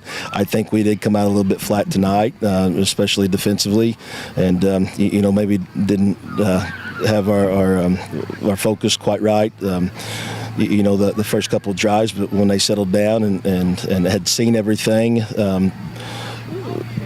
from their offense, they made some adjustments. Our kids made some adjustments, and we were able to start playing well. there's always things to improve on, no doubt. But we thought we could be, we thought we could run the ball. We thought we could be pretty physical at the line of scrimmage. We thought we had some playmakers on our offense, and that's kind of where we're at right now. I know you guys as coaches, you are day to day and you are game to game, but I'm going to go ahead because I looked at the schedule and I thought the Raiders are going to find out a lot about who they are over the course of the next 3 weeks or so. You get on the road and the opponents should be really good. Do you allow yourself to at least take a peek ahead and say, you know what, 3 more weeks from now, we better be good, because if not, we could get in some trouble with these opponents? Well, sure. That's why I spent a Friday morning at a contact camp watching Rolla and Hillsboro, and that's why I drove to Rolla the Jamboree night and filmed them. And, we look ahead because it would be unfair to our kids if we didn't. There's an old adage that, when you look past that team and they got you. Well, maybe there's some truth to that, but as coaches, you got to be looking ahead, and with offense, the offenses and defenses that are, making their way down from the collegiate level down to the high school level. It's not 6'2" stack monster and power I anymore. Things have evolved, and the game's played, across the field as far and vertical as well, and you have to be able to defend that defensively, and you have to be able to execute that offensively. So yeah, we look ahead, but no, do we look past? No, that's a little different. Looking past and looking ahead is definitely different. And you're right. These next 3 weeks are a meat grinder of our schedule, and they're all on the road. 2 of them is not a big deal. A half-hour commute north on 2 of the games, but the Week 5 game out at Raleigh, it's going to be a little bit of a road trip for us, and it's not something that we're completely new to, but it's something that we definitely have to prepare for. Wrap it up with this one. What did it mean for the community, for the football program, even for yourself personally, to have Will Compton back and to be able to recognize him? And I noticed there was a crowd following him everywhere he went tonight. We had a chance to talk to him as well. What did it mean to have him back at North County and part of the festivities? Oh, I always love having William Earl III back. It's always a good time. I enjoy catching up with him. He's busy.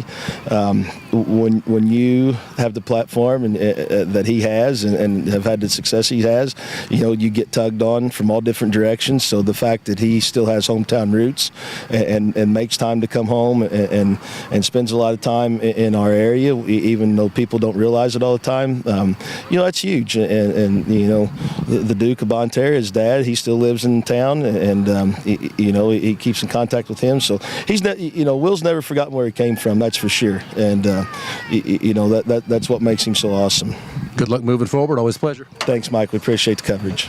Guys, back up to you. All right, Michael, thank you very much. 42-14 as the North County Raiders beat the DeSoto Dragons. That's Brian Jones, the head coach of North County. After the win tonight to go to 2-1 of the season, DeSoto slips to now 1-2. 42-14 to make it 7 wins in a row for the Raiders, and also 23 wins over the last 28 over the opponent tonight. That is what the North County Raiders do with the win this evening here at Raider Field. We'll be back here for week number 7. Windsor is here. That's a broadcast matchup. Week 7 when the 2-0 Owls. How about that start for the guys in Imperial? Next Friday we go to Jackson Farmington, the opponent for the Indians. As you talked about, Jackson game tonight didn't happen, slated for Edwardsville. But we'll see we'll get a chance to see what the pit is all about. And a matchup with Farmington that I know will be awfully tough for Eric Kirby's bunch. Yeah, Farmington goes through a gauntlet in the SEMO North. That's not an easy conference to be a part of. We transitioned to that back when Todd Vaughn was here, and we were doing very well. But at the same point, it's tough sleds ahead in the SEMO North. Back down to the field, Mike Reeves as the head coach of the DeSoto Dragons. That's Russ Schmidt. Back near midfield with Russ Schmidt, head coach of the DeSoto Dragons. And Coach, we talked about it at half. The score looked maybe a little worse than the game. What do you think in the second half? the compete level was certainly there. I see that from field level. Scoreboard got a bit out of hand. What'd you see? I thought that our kids gave effort, but North County's kids had just a little bit more effort in the tank. It's, and we didn't make plays when we had to, and down and distance situations, we didn't make tackles, and they're running the football with a lot of efficiency this year, and they demonstrated that tonight. When you look at what your kids are doing and where you are 3 weeks into this, is everything progressing, not scoreboard related every night, but just with the program itself? Are you going in the direction you want to see this thing go? Well, we are, and I know it sounds silly when you look at the scoreboard for a coach to sit here and say that, but it's exactly what I told our kids. We're a better version of ourselves than we were this time last year against North County. And I think for a quarter we had their captive attention, being a close football game, and they had the depth that we don't have, and we were using some timeouts here in the second half just to get our kids to catch their breath a little bit. So we're a work in progress, and the kids know that, and their heads are up and their shoulders are back, and that's all we can ask for. Do you guys talk long-range goals right now, or is it so much next practice, here's what we got to do, here's the next game, what we have to do? Next day. It really is, because you have to teach them how we're going to do things in practice. You have to teach them how to study film. You have to teach them how to become students. You had to teach them, just all these little things that are important they don't realize. Get to school on time. Just accountability components that in a football game it all adds up. And they're starting to see that now and understand. We had some kids out sick this week, which is no excuse, but when you look like the Keystone Cops out there with substitutions, it certainly doesn't help that. So, we touched upon those things, the importance of having people at practice every day, and what this looks like moving forward. You've been at a lot of programs that have had various levels of success in your career. Is that what you talked about with, hey, we got to teach them some of the smaller things that lead up? Is that unique to trying to build a program back up, or is that a high school thing across the board? Well, I just think it's a detail component. I mean, it's important that, every little thing you do as hard, as best as you can. And that starts when you get up in the morning, talking about making your bed when you get up and being a good son to your mom and dad, and you get to school, be a good student to the teachers, and represent your school district at a high level and make good decisions when no one's looking. And if we're doing those things just in life, we get to football practice, things should become a lot easier. Always a pleasure to visit with you, and I appreciate you taking the time with us tonight. Thank you for your coverage. Take care. That's Mike Reeves with Russ Schmidt, head coach of the Desoto Dragons. That last answer, that is exactly what I was talking about from both these guys, he and Brian Jones. You get them off the field, then the conversation starts to go to what he just told Mike about being nice to your mom and dad, going to class. And it all leads, it has an impact on football, but it starts in other areas. And I think that's what young people have a hard time understanding, that it all kind of goes together to being a good person, right? I can want to be a football player and just come out here and practice hard and do my thing, but there's other parts that also build that are off the football field. And these guys talk about it, but to me, and for knowing both Brian Jones and Russ Schmidt as long as I have, it hits different when they say it. I don't know why. I just feel it different. But that last answer was what we spent a lot of the third quarter talking about. I think it hits different because they're two genuine men that truly mean that. They're more worried about building the character and the true values and morals within young men than they truly are about the X's and O's. Yes, you're here to try to win football games. You don't win football games when you have kids that you don't know whether they're going to be at practice or not. You don't win football games when you don't know whether you're going to have a kid who's in ISS or OSS that isn't going to show up at the end of the day. Whenever you get those kids to do the small things right and to buy into the program that you are building with the foundations, the morals, the character that you expect, you build young men build your football program. And that's what it's got to be based around. And it probably does hit hard because they are two good, full-hearted men that have been here long enough that people know their true values. You get guys who come in and out of programs, they may have been great dudes, but they weren't there to root themselves, as Brian Jones says, to be rooted within your community, to distribute that, and for people to see they're genuine on what they're doing. They care about our kids. North County now 2-1. They go to Hillsboro next week in week 4. DeSoto falls to 1-2. They're at Festus. The Raiders have beaten the Dragons 7 straight times and 23 of the last 28. Jason Lowry, our producer and executive producer tonight, and engineer. Mike Reeves on the sideline. For Jake Whitener, Greg Allen saying so long from Raider Field, where North County